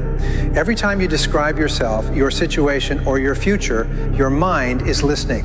It takes your words as instructions and adjusts your focus, your confidence, and your decisions to match them. You see this in real life all the time. Two people face the same challenge. One says, "This always happens to me." The other says, "I'll find a way through this." One feels defeated before they start. The other looks for options. Same situation, very different outcome. Pay attention to what comes out of your mouth on a normal day. Not when you're motivated, when you're tired. That's when your real programming shows. Those casual comments, jokes, and complaints are the instructions your mind follows the most. So choose your words carefully. Your words don't stay words. They become thoughts. Those thoughts become actions. And those actions quietly turn into your reality. And while this has long been known by the most successful people of the world, it seems to have escaped the great majority. The secret is to get and hold fast in your mind the mental image of the person you would most like to be. Then in every situation you act and talk as you feel that person would. You make the kind of decisions you think that person would. Day by day, you'll grow into the image you hold in your mind. If you doubt this, try it for 30 days and watch what happens. You've got nothing to lose. The time is going to pass anyway. Why not put it to work, becoming the person you most want to become? Your ear is a womb, your tongue is a wand, and your heart is a magnet. The things you listen to on repeat get planted into your subconscious, and they grow, and eventually they're born into your reality, just like a womb. The words you speak aren't just sounds, they're spells, each one casting reality into form, just like a wand. And your emotions pulse out a frequency, attracting more of the same into your world, just like a magnet. You are a walking miracle machine. Every sense is a portal, every word a spell, every feeling a frequency. Use your power wisely. Click the link. Is whenever you think of something that you really desire, imagine that you have it already. Imagine that you have it already. It sounds like a game, like children would play, but it is so powerful that it is awe-inspiring, and all I suggest you do is try it for a little while. Just imagine, close your eyes, drive it along, think about it if necessary, stand, relax, do whatever you want, but just imagine that you've already accomplished it and try to get the feeling. Get the feeling. As though it were already a success, as though it were a past tense, as though it were already accomplished, that you don't have to worry about it again. You've already got the feeling. And if you will play that feeling over and over again, this law of reversibility will create this feeling. As you dwell upon the feeling more and more, the feeling will actually begin to change things inside you and outside of you, draw you toward your goal and draw your goal toward you, and the objective will come into reality exactly at the right time and place. Your reality is built from what you take in every day. Not what you think once, what you repeatedly see, hear, and allow around you. Your subconscious mind has no filter. It takes in whatever you expose it to. Then it uses that information to shape your thoughts.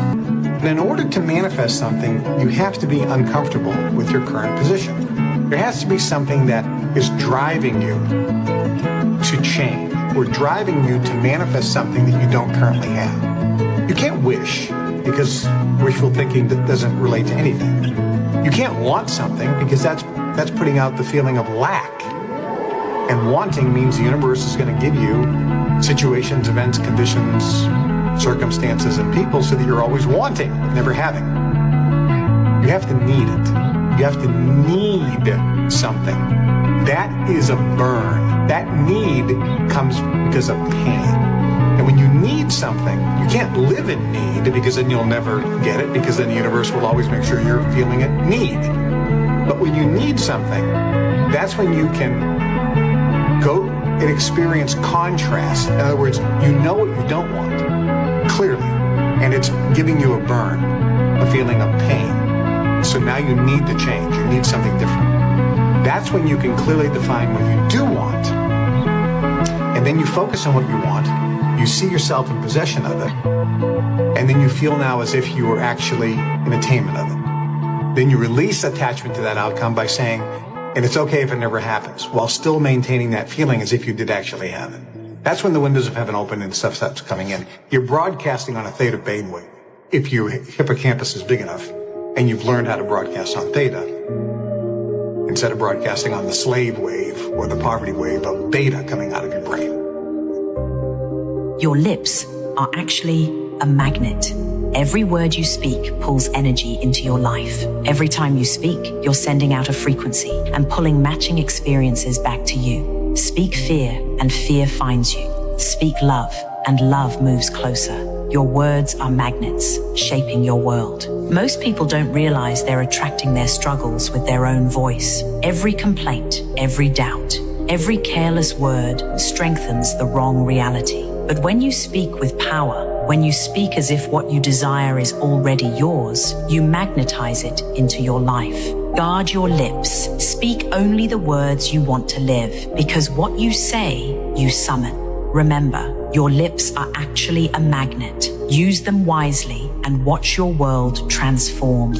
Wealthy people broadcast what they want, their desires in life, their goals, on the wealth wave, on the billionaire brainwave. If you do that, that's the secret to manifesting. Nothing in your life can permanently change until you change the way you see yourself. You can't consistently act in a way that's out of alignment with your self-image. That's why real change never starts with effort. It starts with identity. If you see yourself as someone who struggles, you'll find proof of that everywhere. If you see yourself as someone capable and confident, you'll naturally behave in ways that confirm it. Your subconscious mind always works to make your reality match your self-concept. It listens not to what you say, but to what you believe about yourself when you're quiet. That's why lasting transformation doesn't come from forcing new habits. It comes from deciding, this is who I am now. When you choose a new identity, your behavior follows. Opportunities appear. People treat you differently, and success starts to feel normal. Because the world doesn't respond to what you want. It responds to who you've decided to become. The only thing you need to know to understand the deepest metaphysical secrets is this: that for every outside, there is an inside, and for every inside, there is an outside. And although they are different, they go together. You can only attract according to the frequency that you're operating on. Attraction is a secondary law. The primary law is the law of vibration. That's a primary law of the universe. The law of vibration decrees everything moves, nothing rests. Well, when you think, you put you onto a frequency. You can only attract what's on that frequency. You think about a person a lot. Just concentrate on that person will phone you, or you'll bump into them on the street. The law of attraction takes over. You can attract to you what you're in harmony with. But when you set goals, you got to see yourself already there. That's called a mindset. They set their mind on the frequency that they have to be in to attract what they have to attract. And that's how the goal moves into form. The only problem is you don't have it on a physical plane yet, but it will manifest in time. The perfect man employs his mind as a mirror. It grasps nothing, it refuses nothing. It receives but does not keep. And another poem says of wild geese flying over a lake. The wild geese do not intend to cast their reflection, and the water has no mind to retain their image. but to have no hang-up. That is to say, to be able to drift like a cloud and flow like water, seeing that all life is a magnificent illusion, a playing of energy, and there is absolutely nothing fundamentally to be afraid of. Every morning when you wake up, visualize and feel exactly what it is that you want in life. You don't have to worry about how it happens. You just have to focus all of your energy on feeling as if it already happened. And if you can do that, then the right circumstances, the right people, the right opportunities will show up to get you the vision that you have for your life. Because in truth, it really isn't the universe. It is you in verse. In other words, it's everything that you think and feel inside of yourself about life is what you are calling in to your reality. You're the one creating your reality. You know why most people never manifest what they want? Because they're waiting, as if the universe owes them something just for wanting it. But the universe doesn't respond to waiting. It responds to movement. You see, manifestation is a dance, and it takes two to tango. The moment you begin, the universe begins with you, not before. You are the catalyst, the initiator, the one who must step into the unknown first. No one is coming to save you, because you were never meant to be saved. You were meant to awaken. So make the move, and watch how reality bends to meet your stride. The universe only gives us what we think we're worthy of receiving. So then people who show up for themselves every day, they start feeling pretty damn worthy. Like, they're like, I'm worthy for this. Not like an entitlement way, like something. They just like, I feel like it's gonna happen. I'm worthy for it. You're not ready for what you want until you believe you can get it. All things are possible if you believe. And you get it when you believe it. You get it when you believe you have it. And that's the key. It's like people still, they sit around going, when's it going to come? When's it going to come? When's it going to come? When's it going to come? And that's the wrong way. You have to go, it's here, it's here. Before you go to sleep every night, visualize yourself being, doing, and having the good which you desire. And whatever idea you lift up before you go to sleep, that idea is impressed upon the subconscious and it draws that to you. You'll wake up in the morning and the right ideas will just be clicking in your head. You'll meet the right people for the right purposes at the right time. You'll meet strangers, but they'll be right for your right purpose. People will do things for you and they won't even know why. Always visualize just before going to sleep. That's the one most important time, if there is a one most important time. Every time you say, I am not, I cannot, I have not, you are, whether knowingly or unknowingly, throttling that great presence within you. Every single time that you use the words, I am, you are citing the name of God. You must be conscious of how you use these words. I am strong. I am well. I am content. Putting the words I am in front of something into your mind and imagination is a very powerful way to attract into your life. Gratitude is one of the most strongest forms of power in attracting good things. You know, if you truly feel grateful for the things in your life, I always felt grateful for even the small things. I always used to celebrate the small things. Now I might be celebrating the bigger things, but I always celebrate every little good thing that would happen to me in my life. Even before I had any kind of money or any of that, I would celebrate and I would feel grateful for it, and it just gave me more. The law of attraction says this. It says that whatever you think about, focus on, fantasize about, worry about, talk about, attend to, watch on TV, listen to on the radio, you're going to create more of in your life, especially those things you feel intense feelings about. So when you're talking about how bad it is and you're not feeling good about it and you're really upset about it and you're down in the bar, talking about how terrible life is, what I call the Ain't It Awful Club. People go there after work to the Ain't It Awful Club and complain about how miserable their life is. And when you do that, what happens is you actually create more of that because you're sending out a vibration.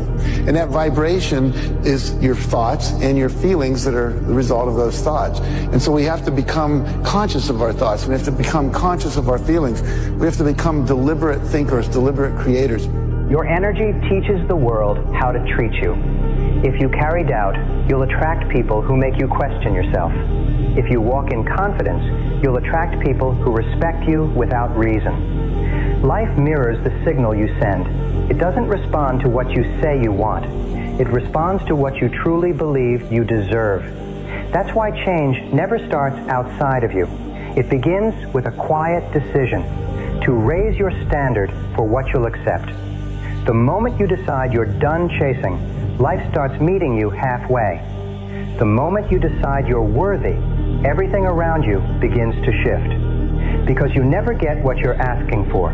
You get what you're ready for. God is showing you a preview of a coming attraction He has for you. And He puts it in your imagination. The problem with your imagination, though, is you tell it to the wrong people.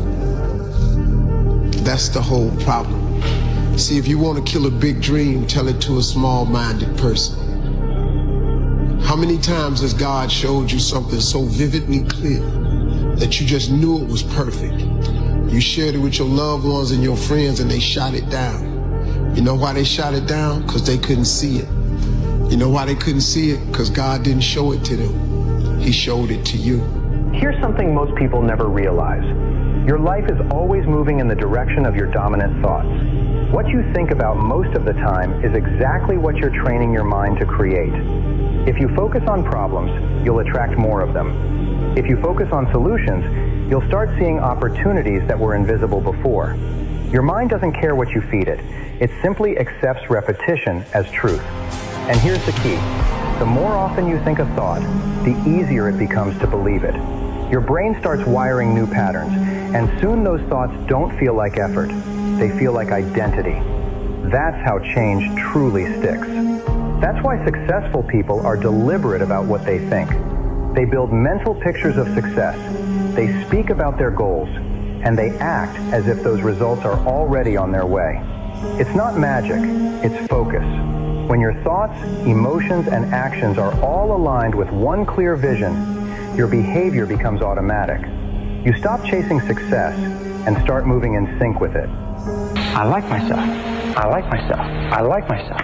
The more you say, I like myself, I like myself, I like myself, the more you repeat that over and over again, the more your self-esteem goes up. The more your self-esteem goes up, the more your overall self-concept goes up. When your overall self-concept goes up, you perform better at everything else that you attempt. But every single time you say, I like myself, I like myself, I like myself, I like myself, I like myself, it's like pumping yourself up psychologically. Everything that happens that causes your self-esteem to go up causes you to perform better. Everything that happens that causes your self-esteem to go down causes you to perform worse, make more mistakes, be unhappier, and so on. Now, a critical point about liking yourself, about self-esteem and self-liking, is that number one is you can never like or love anybody else more than you like or love yourself. That your level of self-esteem is the determinant of the quality of the relationships you have with others. And number two is you can never expect anybody else to like or respect you more than you like or respect yourself. That how much you like and respect yourself determines their attitudes toward you. Every single school of psychology today is coming to agreement on the fact that how much you genuinely like and accept yourself as a valuable and worthwhile human being has an effect on everything that happens to you. Everything that happens in your life is a reflection of what's happening inside you. The people you meet, the opportunities you get, even the problems you face are mirrors showing you what you believe. If you think you're unlucky, you'll keep finding proof that you are. If you think you're chosen, life will start treating you that way. Your outer world doesn't argue with you. It simply agrees with your inner story. So if you want to change your reality, don't fight the world out there. Rewrite the one in here. Think better thoughts, feel better feelings, and hold them like you already lived that life. Because the moment you stop trying to force change and instead become the person who already has it, the world quietly shifts to match you. What if I told you that the harder you try to manifest your desires, the further they slip from your grasp? What if the very act of trying is the reason your dreams remain out of reach? You see, the universe doesn't respond to your effort. It responds to your state of being. When you detach, you don't lose control. You gain freedom. Let go of control. That's when life starts to flow. The law of detachment. When you detach from everything, you attract everything. When you don't need any external energy to complete you, everything becomes inherently attracted to you. When you don't need anything, you gain everything. The best things in life come to you when you aren't searching for them. What's your thoughts that become your words? What's your words that become your actions? What's your actions that produce your future? The secret of letting go is knowing that life will give you something better than whatever it asks you to give up. That's the secret of letting go. It is the secret of being fearless. It is the secret of being at peace with yourself. Because when we realize that life is one whole beautiful movement that cannot contradict itself with anything that it does within itself, and that we as human beings have the ground of that very life. A crucial aspect of manifesting your desires is detachment. Have you ever struggled with letting go and trusting the process? Let's clarify what detachment means in the context of manifestation. Detachment is not about giving up on your desires or becoming indifferent to them. Instead, it's about releasing the anxiety, obsession, and constant focus on whether or not your desire will manifest. Think of detachment as a peaceful state of trust, where you know that your desire is already yours, and you no longer feel the need to control or force its manifestation. This trust allows the universe to work its magic. A powerful concept is living in the end. This means assuming the feeling of your wish fulfilled, as though it has already happened. And here's the paradox. To get what you want, you must stop chasing it. It doesn't hear your words or your pleas. It feels your energy. When you try, when you push, you're signaling one thing: I don't have it. And so the universe echoes that back.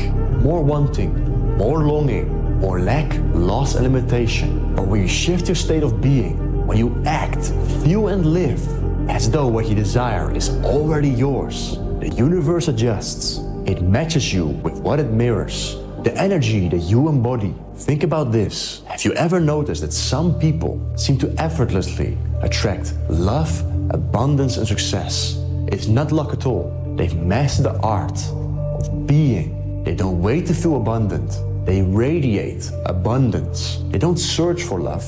They are love. So here's the secret. Stop grasping at what you want. Let go of the need for control and simply align with it. When you embrace gratitude for what you already have, when you feel as though your desires are already fulfilled, the universe responds. Not because you forced it, but because you finally became it. The only thing standing between you and your desires, it's not the universe, it's you. Stop trying, start being. Everything I ever wanted, I will get, because I believe in myself and I trust in my process. You see, some people call it luck, but I call it the will to never give up. It may not happen right now, but you best believe it will happen later. Key to success was to set a goal and then to stay with it until you achieve success in at least one important thing. And your subconscious mind will then accept that success experience and then store it like a pattern or a template. And then from then on, your subconscious will drive you, direct you, and guide you to repeat the pattern of success in other things that you attempt. However, the law of detachment says that while you must stay committed to the process, you must not cling to how or when the success will arrive. When you detach from the outcome, you will allow your subconscious mind and the universe to work together more freely, without resistance or pressure. Another way of saying it is that nothing succeeds like success Psychologists have demonstrated that achievement brings you a natural high. Once you've experienced your first great success, not only are you unconsciously programmed to repeat it, but nothing else will ever give you the same wonderful sense of satisfaction. When you balance this drive for achievement with detachment, you create a powerful flow. You act with purpose, but without desperation. You trust that your efforts will bear fruit, and that trust keeps your mind calm, focused, and creative. In this way, the law of detachment doesn't weaken your desire. It strengthens your belief that success is inevitable while freeing you from the anxiety of trying to control every small detail. The law of detachment will literally help cure your anxiety. Anxiety is this feeling you get that you think something's going to happen. You feel that this threat's coming, that you're in danger, and it kicks in that fear, which is anxiety, and you're thinking about something that hasn't even happened yet. With the law of detachment, you understand to relinquish your attachment to an expected outcome. Everybody has a set outcome in their head. You know, when they start doing something, they want X to happen. That doesn't mean give up the intention on it. That just means give up the desired outcome in your head. Do it because you want to do it. You know, when you don't expect anything, everything you get in life is a gift. And that is precisely what the law of detachment is. Always expect nothing, because often it's your own expectations that are holding you back from your desires and from getting something. But if you just do and don't expect, then everything is a gift. Don't let your expectations define who you are. Don't get so strung up on a certain desire and expectation, and that takes away from actually doing whatever that is. You know, oftentimes I find that most people's desires aren't even their own true desires. They're desires that were put on them from society and the way they grew up and the world that they live in now and the world that they surround themselves with. But once you're able to detach from that and just do things for you, then you just start to live with enjoyment and you like doing everything. You don't care because you're doing it for you. If you love drawing but you suck at drawing, who cares? You're not doing it for an outcome. You're doing it because you like to do it. If you love singing but you're not the best singer, you do it because you like it. Nobody's going to hear you. You just do it because you like it. And the more you attach yourself to an outcome when you're doing something, the more you're a victim to that. So when that doesn't happen, right, if you're expecting something, you don't get it, then you start to feel that you're not worthy and that you can't do it. Same thing with people. Don't expect anything from people, because when you expect something from someone and they don't give you that and you don't get that expectation, you start to resent them. You start to dislike them, you know? And that's the worst thing. That's what I find most often with people. It's almost like their ego getting in the way because somebody's not that ideal person for them. So they walk away. You know, and often the way we see the world is how you are inside. So think about that. I was too focused on I need to have this, I need to have fun, I need to succeed, I need to grow, I need to be bigger and bigger. I was chasing so many things at once. And I didn't even realize how much that pressure was controlling me. That one day, I just let go. I stopped wanting so much. Whatever's meant to happen, will happen. And the moment I did that, everything started falling into place. The things I was chasing started finding me. And it happened fast.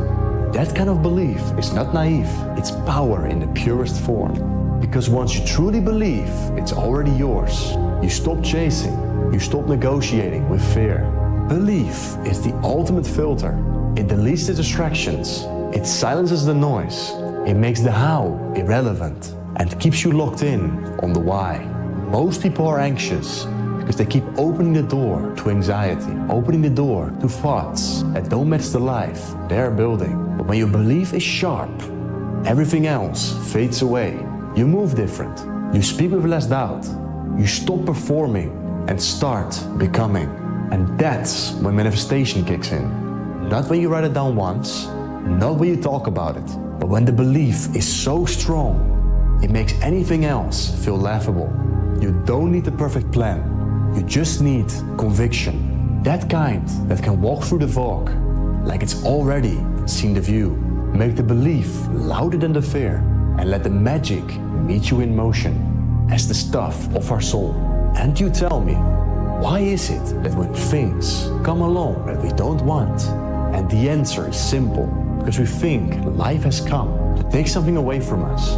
And on one hand, it has, but it never takes that if it doesn't give us something better. The moment you let go is the moment things begin to move. In manifestation, detachment isn't giving up. It's stepping out of the way, When you obsess, overthink, or force an outcome, you signal lack. You're saying, I don't have it yet, and that becomes your energetic broadcast. Detachment doesn't mean you stop caring. It means you trust. You've set your intention, aligned your energy, and now you release the need to control the how or when. That openness creates space for the universe to respond. The more you let go, the more flow you allow. It's in that surrender that things unfold faster, smoother, and often in ways you didn't expect. Desire is the spark. Belief is the fuel. But detachment, that's the doorway. When you let go, you let it in. You care too much about life, and that's why you're failing. You have to detach. You literally can't care at all about anything, ever. Because what you're saying to yourself when you care a lot, when you worry, that you're in a state of lack. If you have something, if you have everything you ever want, why would you ever care about having it?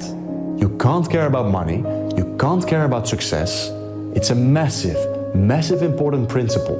The second you stop caring, the second you receive. The moment you stop needing anything is the moment everything starts chasing you. They are desperate for success, for validation, and that's what pushes them all the way. If you want to become successful and you want to achieve these things, you need to be detached from them. You need to be almost flowing. So these things just naturally come to you. They naturally attract to you. When you are needy, when you are chasing, when you're doing everything you can to achieve something, it almost pushes it away. It almost runs from you.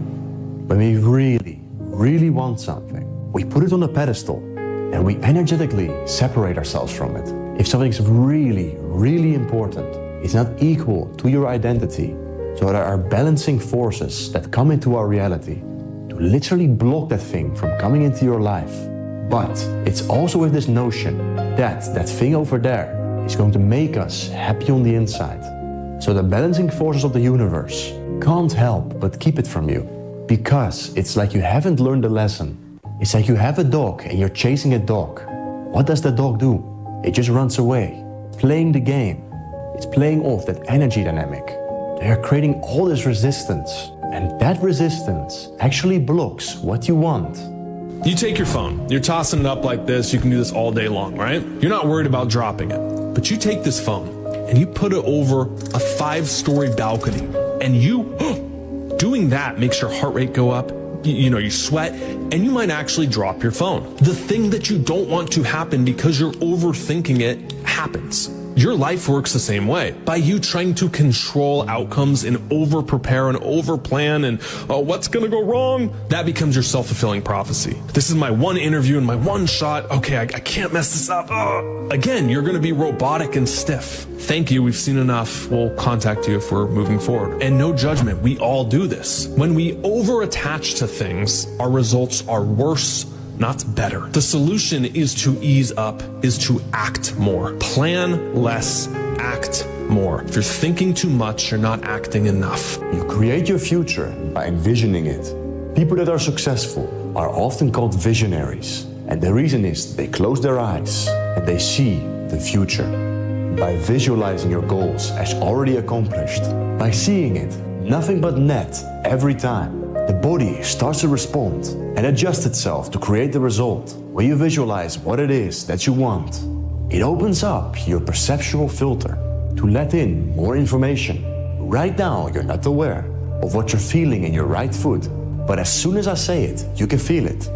It's getting filtered out by a part of the brain called the reticular system. You are filtering out resources and solutions to your problems all day long, and the only reason you're filtering them out is because you've had an image in your head that you are going to solve those problems and get those results. It programs this part of the brain. You will only see enough to match your vision. If you think you're a 100,000 euro a year person, you're going to see just enough to make you 100,000 euros a year. Belief is a skill. Belief requires so much development. It's hard to believe things you can't see. It's hard to believe when you're skinny or overweight that you can have a six-pack or a crazy physique. It's hard when you're poor to believe that one day you can be rich. It's hard to believe when your mother is working a 9 to 5 or 2 jobs that you can actually retire her in a couple of years. But if you can sit there and have a conversation with yourself and believe that all things are possible, that everything is possible, because like I said, it all starts in the mind. The mind is like the steering wheel of your life. And if you can't take control of your mind, someone else will control it for you. Now let me make one point here that's absolutely critical. It is simply this, is that if you scratch with the turkeys, you can't fly with the eagles. That if you spend time with losers, you will be a loser yourself. That David McClellan of Harvard found that 99% of the failure rate in life could be attributed to associating with people who were going nowhere. Because we're so strongly influenced by the people around us. We talk like them, we walk like them, we take on their attitudes, their values, their beliefs, their expectations, even their self-concepts. If we associate with negative people, critical people, cynical people, lazy people, people who waste their time, we will become exactly like them. Every one of us has the tendency to be like a chameleon. We take on the colorings and the behaviors of the people around us.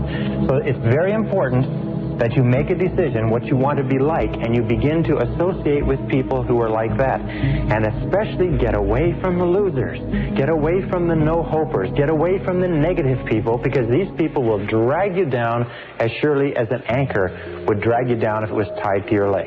If you're someone who constantly thinks about their dream life, who knows that it's meant to happen, you see it day and night in your mind, in your visions, in your thoughts, why are you constantly stressed out about the idea of it happening? Or when you're constantly stressing out over the outcome of something, the world will recognize that and see that you're not confident in the outcome happening, in the ability of the outcome happening. It's like in school when you took an exam and you cared about the outcome and the results of your score, and you constantly thought about it. And when you got it back, it was a flunk. But then again, when we took exams, and we disregarded the outcome of it, and you passed. We got it back and we passed. That's because the universe is always listening. It knows when you're confident about an outcome. It knows when you're worthy of something. And when you're constantly stressed out over the outcome of your own life, the world is going to recognize that and see that you're not ready for it. You need to use the law of detachment to detach from the outcome of certain things happening in your life, and certain things happening in your life, to detach from the outcome of certain things in life. If you knew you were meant to live a great life, if you knew you were meant to live a great life, a successful life, detach from the outcome of it, and that builds that life, and work on the skill that builds that life. You have to believe it's possible, because you can create your reality, the perception that you have of the world. If you think there's only scarcity, there's no opportunities, that's how you're going to interact with reality. But if you think there's abundance, if you think there's opportunities, then these things will manifest themselves to you. So you have to believe that you can do it. When you're so detached to a point that you know that you and your higher self has the best place in you, you can sit back, you can completely enjoy every beautiful moment, where you can detach to the point that you are always present and you are trusting in each and every moment to be exactly what it needs to be. That, in my opinion, is when you will find the greatest joy. The quickest way I can put it, applying the law of detachment and really going for your goal without being attached to it. It's about the clarity of your mind. When you are attached to something, it's easier for you to be the quickest way I can put it, applying the law of detachment and really going for your goal without being attached to it. It's about the clarity of your mind.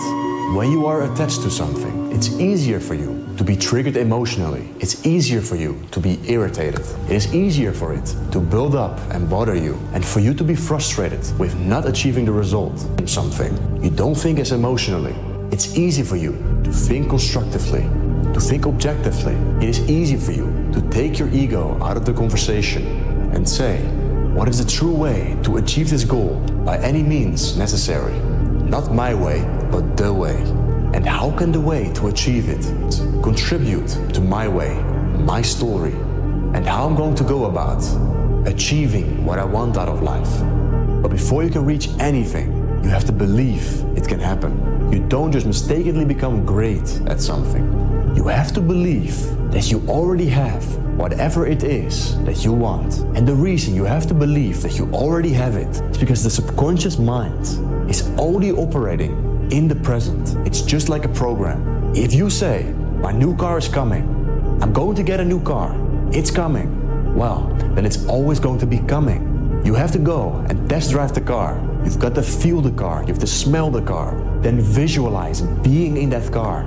If you do that enough, that's how you will come to believe you actually have the car. And the moment that you believe, manifestation is instantaneous. Detach myself from the outcome. A lot of you out there are doing a lot of things right, and you're still not seeing the success you think you should be seeing. The problem may not be your system or your habits. You might be doing all the right things. The problem might be your expectation or your idea of what it should look like. This rule applies to anything, fitness, business, anything that takes a long time to succeed in.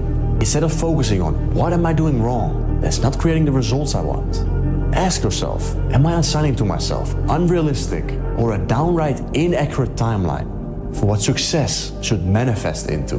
Detach yourself from the outcome and do the behaviors that you know you're supposed to be doing. The natural byproduct will be the outcome that you seek. It may not come when you decide it should, but it will happen. One of my favorite quotes says, "The man who loves walking will always walk further than the man who loves the destination." Keep that in mind as you pursue your goals. If you fall in love with the process, if you fall in love with getting better, you will get there.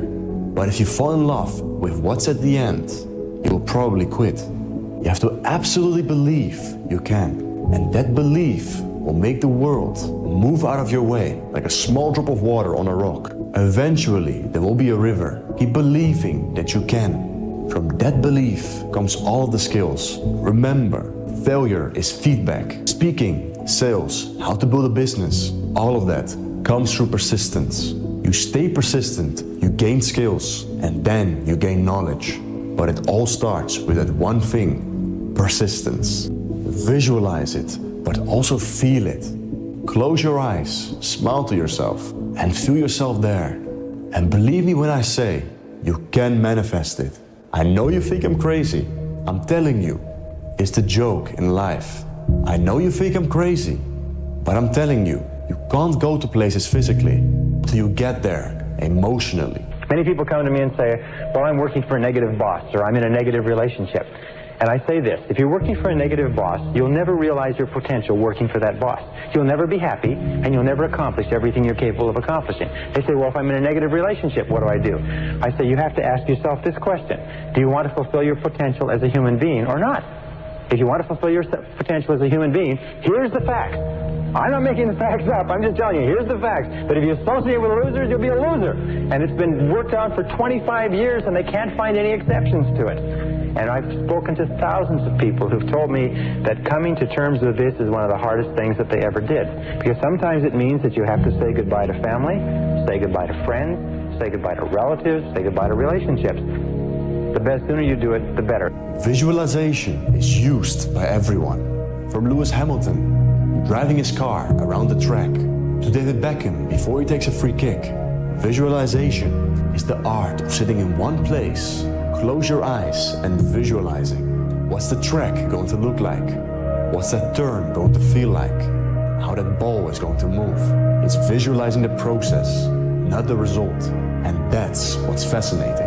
Western society has made it all about visualizing the result. Visualize yourself at the top of the podium in the goal. But the smartest people in the world are visualizing the process and the work and the journey. If you can see it in your mind, you can hold it in your hand. If you can see the vision of what you want in your head, the chance of holding it in your hand is exponentially higher because you can't physically hold it in your hand before you actually see it in the mind. How is it going to feel when your dreams become a reality?